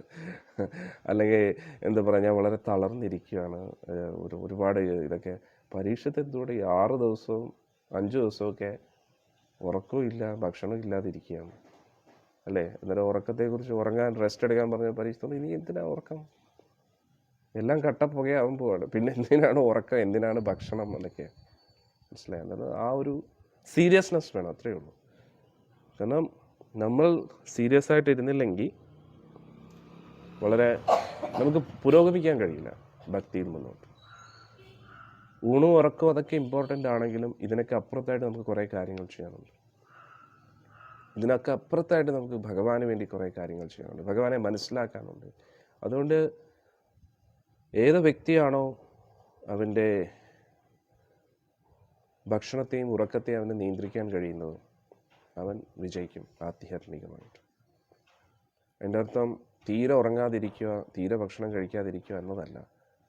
ഉറങ്ങുന്ന സമയത്ത് ഉറങ്ങുക, ഉണർന്നിരിക്കുന്ന സമയത്ത് ഉണർന്നിരിക്കുക. അതാണ് ഞാൻ പറയുന്നത്, വേറൊന്നുമില്ല. ഉറങ്ങണോ ഉറങ്ങിക്കോളൂ. നിങ്ങളൊരു സമയം നിശ്ചയിക്കുക, ഇത്രയും സമയം ഞാൻ ഉറങ്ങും. ആ സമയം കഴിഞ്ഞാൽ പിന്നെ ഉറങ്ങരുത്. ഇനി 6 മണിക്കൂർ ഉറങ്ങിയിട്ട് നിങ്ങൾക്ക് 1-2 മണിക്കൂർ എക്സ്ട്രാ ആണോ, ഉച്ചയ്ക്ക് കിടന്നോളൂ. ഫ്രീ ആയിട്ടിരിക്കുമ്പോൾ കുറച്ച് കിടന്നോളൂ, 1/2 മണിക്കൂർ കിടന്നോളൂ. പക്ഷെ ഉണർന്നിരിക്കുന്ന സമയത്ത് ഉണർന്നിരിക്കുക, ഉറങ്ങേണ്ട സമയത്ത് ഉറങ്ങുക, ജപിക്കേണ്ട സമയത്ത് ജപിക്കുക, വായിക്കേണ്ട സമയത്ത് വായിക്കുക, സേവനം ചെയ്യേണ്ട സമയത്ത് സേവനം ചെയ്യുക, സത്സംഗം കേൾക്കുമ്പോൾ സത്സംഗം കേൾക്കുക, ഫുൾ അബ്സോർബ്ഡ് ആയിട്ടിരിക്കുക. അതാണ് ഞാൻ പറയുന്നത്. അല്ലാതെ ഉറക്കത്തെയും ഭക്ഷണത്തെയും നിയന്ത്രിക്കുക എന്ന് പറഞ്ഞാൽ ഉറങ്ങാതിരിക്കൂ, ഭക്ഷണം കഴിക്കാതിരിക്കൂ, അത്രയൊന്നും നമ്മൾ എത്തിയിട്ടില്ല.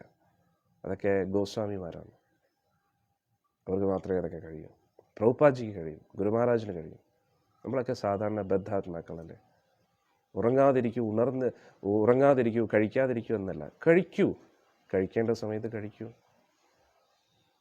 ആവശ്യത്തിന് കഴിക്കൂ. കാരണം ആവശ്യത്തിൽ കൂടുതൽ കഴിച്ചാലും നാവിന് രുചികരമായിരിക്കും, പക്ഷേ നമ്മുടെ ബോഡി ദഹിക്കത്തില്ല. അതുകൊണ്ട് നമ്മുടെ ശരീരത്തിന് ദഹിക്കുന്ന അത്രയും, ദഹിക്കുന്നതിൽ കുറച്ച് കുറവ്. എന്തുകൊണ്ട്? കാരണം പൊതുവേ കുറച്ച് അവിടെ എന്താ പറഞ്ഞത്, ജലത്തിൻ്റെ ആവശ്യമുണ്ട്. ജലം കുടിക്കുക, വായു കുറച്ച് വേണം, നമ്മുടെ ശരീരത്തിലെ ഡൈജഷൻ കറക്റ്റ് ആകണമെങ്കിൽ. മനസ്സിലായില്ലേ? അതുകൊണ്ട് അതൊക്കെ ഒന്ന് ശ്രദ്ധിക്കുക. അങ്ങനെ നമ്മൾ കുറച്ച് ഭക്ഷണത്തെയും ഉറക്കത്തെയും നിയന്ത്രിക്കുക. ആവശ്യമുള്ളത് കഴിക്കൂ, ആവശ്യമുള്ള റെസ്റ്റ് എടുക്കൂ. ഉണർന്നിരിക്കുമ്പോൾ ഉണർന്ന് പ്രവർത്തിക്കുക, ബോധപൂർവം ജപിക്കുക, ബോധപൂർവം സത്സംഗം കേൾക്കുക, ബോധപൂർവം സേവനങ്ങൾ ചെയ്യുക, കോൺഷ്യസ്ലി. പക്ഷെ നമ്മുടെ കോൺഷ്യസിലേക്ക് നമ്മൾ പ്രവേശിച്ചിട്ടില്ല. കാരണം നമ്മുടെ മനസ്സ് അങ്ങോട്ടും ഇങ്ങോട്ടും ഓടിക്കളിക്കുകയാണ്. മനസ്സ് പോകുന്നതിനനുസരിച്ച് ബോധം അങ്ങോട്ട് പോകും. ബോധമാണ് മെയിൻ. ഇപ്പം നമ്മൾ ബോധമില്ലാതെയാണ് ഓരോ കാര്യങ്ങൾ ചെയ്യുന്നത്.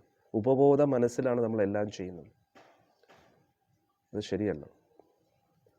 ബോധം വളരെ ഇമ്പോർട്ടൻ്റ് ആയിട്ടുള്ള ഒരു എനർജിയാണ്. ബോധപൂർവം നിങ്ങൾ ഏത് കാര്യം ചെയ്താലും അതിൽ നിങ്ങൾ വിജയിക്കും, ഒരു സംശയമില്ല. അത് ആക്ഷനിലേക്ക് എത്തും, അതിൻ്റെ റിസൾട്ട് നിങ്ങൾക്ക് കിട്ടിയിരിക്കും എന്നുള്ളതാണ്. ബോധത്തെ നിയന്ത്രിക്കണമെങ്കിൽ മനസ്സിനെ നിയന്ത്രിക്കണം, ചിന്തകളെ നിയന്ത്രിക്കണം. ഇനി ബോധത്തെ നിയന്ത്രിച്ചാൽ മനസ്സ് നിയന്ത്രിതമാകും, ശരീരവും നിയന്ത്രിതമാകും. ഇപ്പോൾ എന്താ, നമ്മൾ പല ദിശകളിലേക്ക് നമ്മുടെ മനസ്സിങ്ങനെ ഓടിക്കളിക്കുകയാണ്. അന്നേരം ബോധം പല ദിശകളിലേക്ക് പോകും. അതിന് പകരം ഒരു കാര്യത്തിൽ, one thing at A time, ഒരു കാര്യം ഒരു സമയത്ത്. ഇപ്പോൾ നമ്മൾ എന്താണോ ചെയ്യുന്നത് അതിൽ ഫോക്കസ്. ഇപ്പം ജപിക്കുകയാണോ, ജപത്തിൽ ഫോക്കസ് ചെയ്യണം. ഹരേ കൃഷ്ണ ഹരേ കൃഷ്ണ കൃഷ്ണ കൃഷ്ണ ഹരേ ഹരേ രാം രാം രാം ഹരേ. അതിൽ ഫോക്കസ് ചെയ്യണം. അന്നേരം ആ ജപത്തിന് ഭയങ്കര റിസൾട്ട് ഉണ്ടാകും. സത്സംഗം കേൾക്കുകയാണോ, സത്സംഗം ശ്രദ്ധപൂർവ്വം കേൾക്കുക, അതിൽ ബോധം ഇൻവെസ്റ്റ് ചെയ്യുക. ഭക്ഷണം കഴിക്കുക, ബോധപൂർവ്വം ഭക്ഷണം കഴിക്കുക, അന്നേരം അത് ദഹിക്കും പെട്ടെന്ന്. ഓക്കെ, എനിക്ക് ഇത്രയും മതി, ഓക്കെ സ്റ്റോപ്പ്, ഇനഫ്. ഉറങ്ങാം, ഓക്കെ ഉറങ്ങി. എന്തിനാണ് ഉറക്കം? കാരണം നമ്മുടെ മൈൻഡിൽ ഒരു ദിവസം കുറേ ചിന്തകൾ കഴിഞ്ഞു കഴിഞ്ഞാൽ മൈൻഡിൻ്റെ കപ്പാസിറ്റി തീരും. അന്നേരം ആ മൈൻഡിനെ ഒന്ന് റിലാക്സ് ആക്കാൻ വേണ്ടിയാണ് നമ്മൾ ശരീരത്തെ തളർത്തി കിടത്തി മനസ്സിനെ റിലാക്സ് ചെയ്യുന്നു. സത്യം പറഞ്ഞാൽ ഉറക്കത്തിൻ്റെ ആവശ്യമില്ല. ഉറക്കത്തിന് പകരം ധ്യാനിക്കാം. ധ്യാനിച്ചു കഴിഞ്ഞാൽ നമുക്ക് എനർജി കിട്ടും. ധ്യാനിക്കുന്ന സമയത്ത് മനസ്സിനെ നമ്മൾ ശാന്തമായിട്ട് നിർത്തുകയാണ്. മനസ്സിനെ ശാന്തമായിട്ട് നിർത്തി ഇങ്ങനെ ധ്യാനിച്ചിരിക്കുക.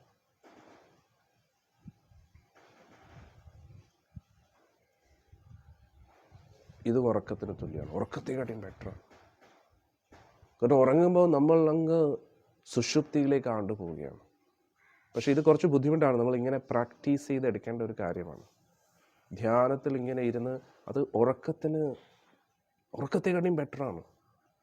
ഉറക്കം ആക്ച്വലി എന്താ ചെയ്യുന്നത്, നമ്മൾ ഫോഴ്സിബിളി നമ്മുടെ മനസ്സിനെ അങ്ങ് വിടുകയാണ്.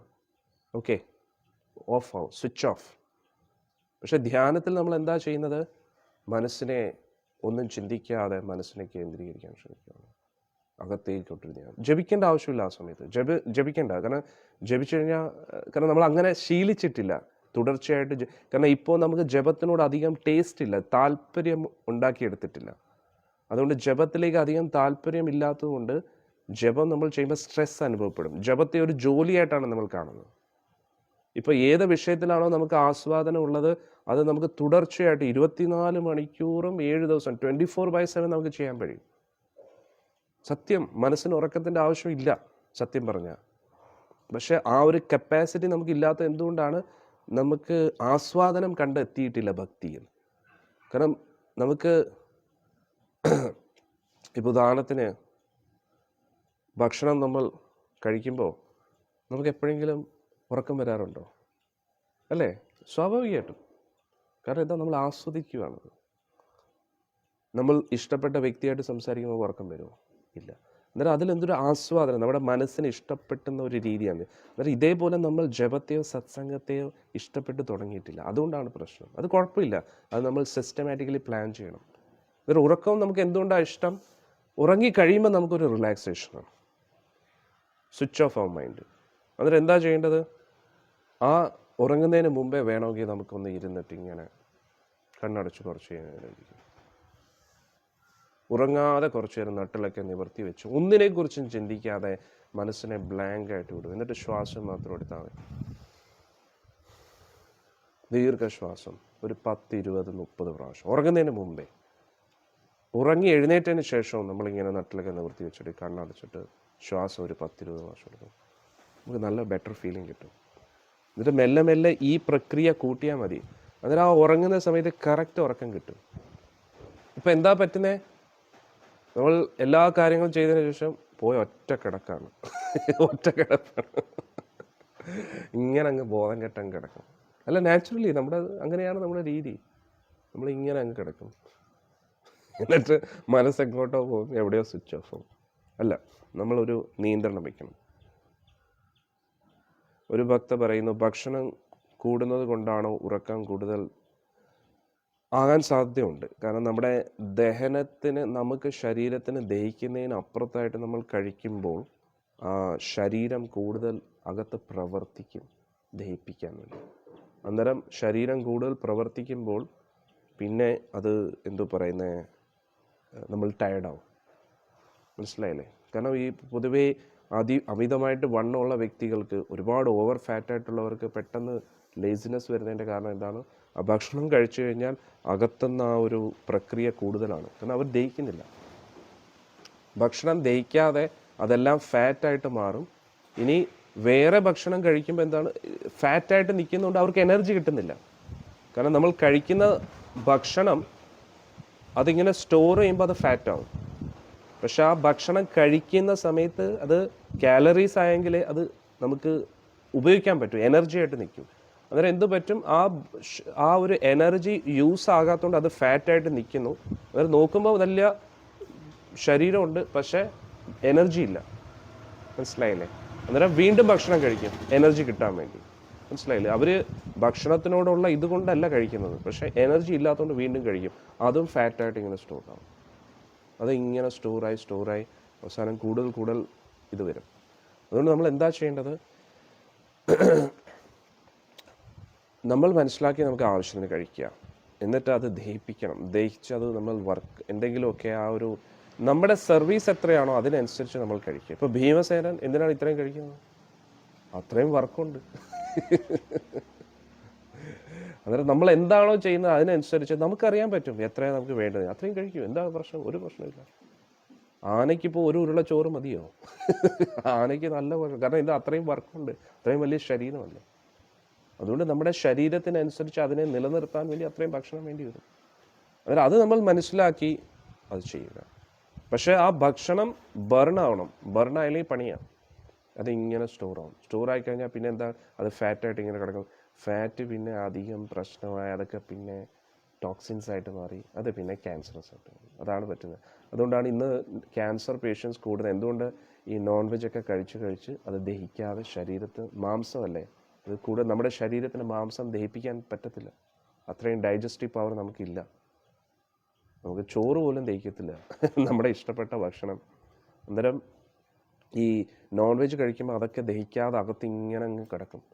അത് കിടന്ന് എങ്ങനെയാണോ പുറത്തൊരു മാംസം കുറേ കഴിയുമ്പോൾ അളിഞ്ഞു പോകുന്നത്, അതേപോലെ അകത്ത് കിടന്നങ്ങ് അളിഞ്ഞു കഴിഞ്ഞാൽ പിന്നെ അതിൽ പല മൈക്രോ ഓർഗാനിസംസും അതും ഇതുമൊക്കെ വന്ന് പുറത്ത് മാംസം വയ്ക്കുമ്പോൾ എങ്ങനെയാണ്, അതേപോലെയാണ് അകത്ത് പോയത്. ദഹിക്കുന്നില്ലല്ലോ, ദഹിക്കാതെ അകത്ത് ഇങ്ങനെ കിടക്കുമല്ലേ, അകത്ത് കിടന്ന് ഇങ്ങനെ ചീഞ്ഞ് നാറും. എന്നിട്ട് കിഡ്നിയിലൂടെ അത് ഫിൽട്ടർ ആവണ്ടേ. ദഹിക്കാത്ത ഈ സാധനം ഇത് എങ്ങനെയാണ് വേസ്റ്റായിട്ട് പുറത്ത്? കിഡ്നിക്ക് ഒരു കപ്പാസിറ്റി, അതുകൊണ്ട് കിഡ്നി അടിച്ചു പോകും, എന്തെങ്കിലുമൊക്കെ സംഭവിക്കും. അതുകൊണ്ട് നമ്മൾ വളരെ കെയർഫുള്ളായിട്ടിരിക്കുക, നമ്മുടെ ശരീരത്തെ നമ്മൾ സൂക്ഷിക്കുക. എനിക്കൊരു തമാശ ഓർമ്മ, പക്ഷെ വളരെ മോശപ്പെട്ട തമാശ, ക്ഷമിക്കണം, ഞാനത് പറയുന്നില്ല. ഒരു കുരങ്ങനുമായിട്ട് ബന്ധപ്പെട്ട വൃത്തികെട്ടെന്ന് പറഞ്ഞാൽ വൽഗർ അല്ല, പക്ഷെ വേണ്ട, ഭക്തന് നേരിട്ട് കാണുമ്പോൾ എപ്പോഴെങ്കിലും സത്സംഗത്തിൽ അന്നേരം നമ്മൾ ഹരേ കൃഷ്ണ, അന്നേരം നമ്മൾ എപ്പോഴും ശ്രദ്ധിക്കുക, എന്താ പറയുന്നത്, ഹരേ കൃഷ്ണ. അന്നേരം നമ്മൾ നമ്മുടെ ആരോഗ്യം ശ്രദ്ധിക്കുക. ഒരു എന്തോ പറയുന്നത്, പ്രത്യേകിച്ച് പ്രായം കൂടുന്നതിനനുസരിച്ച് പ്രത്യേകിച്ച് അരി ആഹാരം, ഗോതമ്പ് എത്രത്തോളം കുറയ്ക്കുന്നു അത്രയും നല്ലതാണ്. കാരണം നമ്മുടെ എത്ര ഫിറ്റാണെന്ന് പറഞ്ഞാലും നമ്മുടെ ബോഡി ഡൈജസ്റ്റീവ് സിസ്റ്റം ഇങ്ങനെ സ്ലോ ആയിക്കൊണ്ടിരിക്കും. ഭയങ്കര ബുദ്ധിമുട്ടാണ്. ഒരു 16 മുതൽ ഒരു 30 വയസ്സിൻ്റെ ഉള്ളിൽ നമ്മുടെ ഡൈജസ്റ്റീവ് സിസ്റ്റം ഭയങ്കര പവർഫുള്ളാണ്. പക്ഷേ ഒരു 30 കഴിഞ്ഞാൽ പിന്നെ ഡൈജസ്റ്റീവ് സിസ്റ്റം ഭയങ്കര സ്ലോ ആണ്, ദഹിക്കാനുള്ള ഒരു ക്ഷമത കുറയും. എത്ര നമ്മൾ വർക്കൗട്ട് ചെയ്താലും ഭയങ്കര സ്ലോ ആണ്. അതുകൊണ്ട് പിന്നെ എന്തിനാ വെറുതെ ബുദ്ധിമുട്ടുന്നത്? നമ്മളായിട്ടൊന്ന് ഒതുങ്ങിയിരിക്കുക, അതാണ് നല്ലത്. ഒതുങ്ങിയിരിക്കുമ്പോൾ അന്നേരം നമ്മളായിട്ട് കുറച്ച് ഒതുങ്ങിയിരിക്കുക, അതാണ് നല്ലത്. അതുകൊണ്ട് എന്താണോ വേണ്ടത് അത്രയും ഇടുക. അത്ര ഇട്ട് കഴിഞ്ഞാൽ പിന്നെ എന്താവും, കുറച്ചും കൂടെ കാര്യങ്ങൾ ഈസിയായി. എന്തായാലും തമാശ പറയണോ? പറയണോ?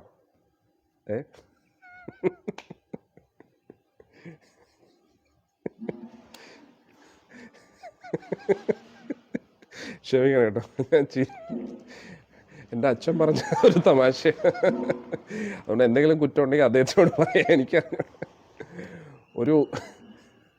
ഒരു കുരങ്ങനുണ്ടായിരുന്നു.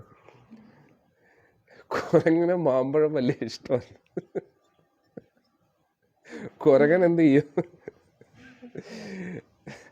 ഇത് കേട്ട് ഞങ്ങൾ ആലോചിച്ച് ചിരിച്ചു. കുരങ്ങനെ മാമ്പഴം വലിയ ഇഷ്ടമായിരുന്നു. അന്നേരം അപ്പൂപ്പൻ കുരങ്ങൻ പറയും, മോനെ മാമ്പഴം കഴിക്കുമ്പോൾ സൂക്ഷിക്കുക, കാരണം ഇങ്ങനെ ചവയ്ക്കാറില്ല, അങ്ങ് മിഴുങ്ങും. അന്നേരത്തേക്ക് മെഴുകി ഇങ്ങനെ ഉറിഞ്ഞ് കഴിച്ചിട്ട് മാങ്ങാണ്ടി കളയും. അന്നേരം പറയുന്നത്, നീ സൂക്ഷിക്കുക, ഈ മാങ്ങാണ്ടി അങ്ങനെ ബ്ലോക്ക് ആയി കഴിഞ്ഞാൽ വലിയ പ്രശ്നമാണ്.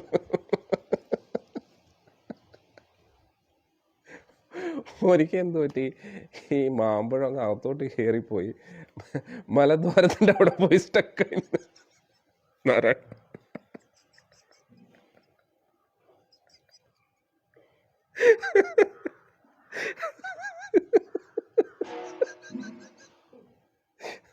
അന്നേരം നമുക്ക് ഈ മലബന്ധമൊക്കെ വന്നു കഴിഞ്ഞാൽ എങ്ങനെ ഇരിക്കും? ആ ഒരു അവസ്ഥയിലാണ് കുരങ്ങന് കഴിക്കണമെന്നുണ്ട്. കഴിച്ച് ഇതെല്ലാം അങ്ങ് സ്റ്റോക്കായിരിക്കണം, ഒന്നും പോകുന്നില്ല.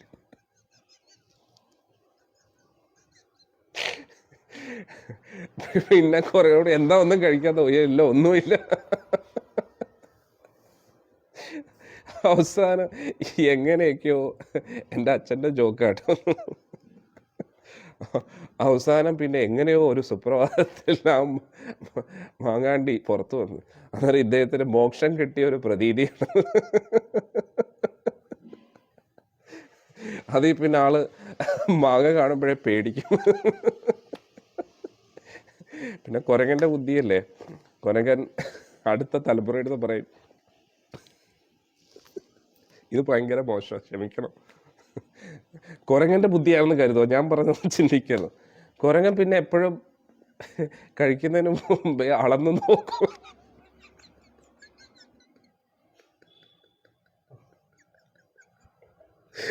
എവിടെ വെച്ച് അളക്കുന്ന?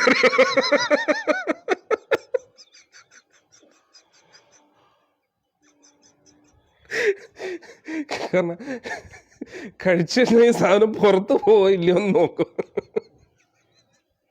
അതുകൊണ്ട് മക്കളോടും പറയാം, മക്കളെ, അച്ഛൻ്റെ വലിയൊരു ഉപദേശമാണ്, ഇനി മുതൽ കഴിക്കുന്നതിന് മുമ്പേ അളന്ന് നോക്കിയിട്ടേ കഴിക്കും.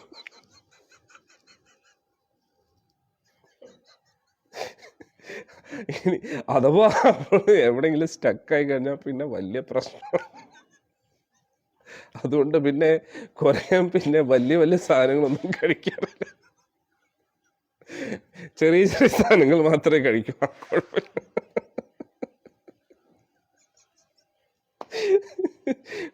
ഹരേ കൃഷ്ണ, ക്ഷമിക്കണം. പക്ഷെ ഇങ്ങനെയുള്ള ആൾക്കാരുണ്ട് ഈ ലോകത്ത്. യഥാർത്ഥ പ്രശ്നത്തിന് പരിഹാരം കാണുന്നതിന് പകരം വലിയ ബുദ്ധിമാൻ പോലെ വേറെ ഏതെങ്കിലും സൊല്യൂഷൻ കണ്ടെത്തും. ഹരേ കൃഷ്ണ, പറഞ്ഞതേ ഉള്ളൂ. ഇനി എനിക്കറിയാം നിങ്ങളിത് ഒരിക്കലും മറക്കത്തില്ല, ഓർത്തോർത്ത് ശരി. എൻ്റെ അച്ഛൻ അങ്ങനെ ഇരുന്നൊരു വിറ്റം കടിക്കും, പിന്നെ കാലാകാലം മറക്കത്തില്ല. ഞാൻ വേറെ കേട്ടിട്ടില്ല. ഇനി കോമഡി എന്ന് പറഞ്ഞാൽ ഇത് എൻ്റെ അച്ഛനോട് എൻ്റെ അച്ഛൻ്റെ അച്ഛനോ പറഞ്ഞു.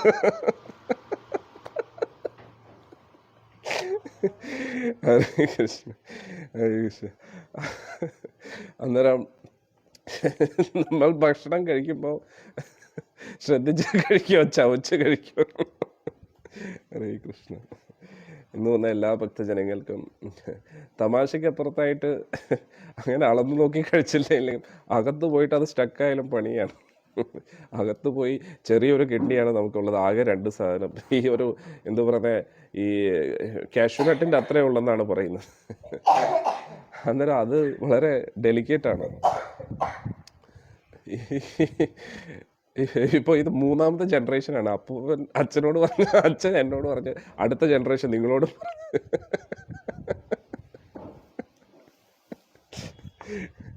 അന്നേരം നമ്മൾ എല്ലാവരും പറയും ഇനി മാങ്ങ കാണുമ്പോൾ. ഹരേ കൃഷ്ണ. അതുകൊണ്ട് ഞാൻ ഒരു ഉദാഹരണം പറയുള്ളൂ. അന്നേരം നമ്മൾ ഭക്ഷണം കഴിക്കുമ്പോൾ നമ്മുടെ ആ നാവിൻ്റെ രുചി മാത്രം ചിന്തിക്കാതെ അത് അകത്ത് ചെന്നിട്ട് എന്തൊക്കെയാകും എന്നൊരു ചിന്ത നമുക്ക് വേണം. മനസ്സിലായില്ലേ? അകത്തെ ആ ഒരു ഡൈജസ്റ്റീവ് സിസ്റ്റം അത് ദഹിച്ച് നമ്മുടെ ശരീരത്തിൽ മൊത്തത്തിൽ ഒരു എനർജി ആയിട്ട് അത് മാറണം. അതൊക്കെ വളരെ ഇമ്പോർട്ടൻ്റ് ആണ്. ഹരേ കൃഷ്ണ. ഇന്ന് ഇത് കേട്ടപ്പോൾ വേറൊരു ജോക്ക് വേറെ ഇല്ല, അത് നെക്സ്റ്റ് ടൈം അതും കൂടെ പറയണോ? പറയണോ? ഒരു പൂജ പഠിക്കാനായിട്ട് ഒരു ആൾ വന്നു. പൂജ പഠിക്കാനായിട്ട് ഒരാൾ വന്ന സമയത്തിന്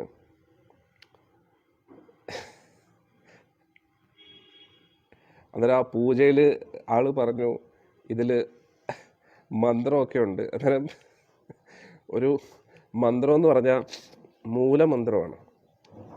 മൂലമന്ത്രം എന്ന് പറയുമ്പോൾ എന്താണ്? അത് ബീജമന്ത്രമാണ്.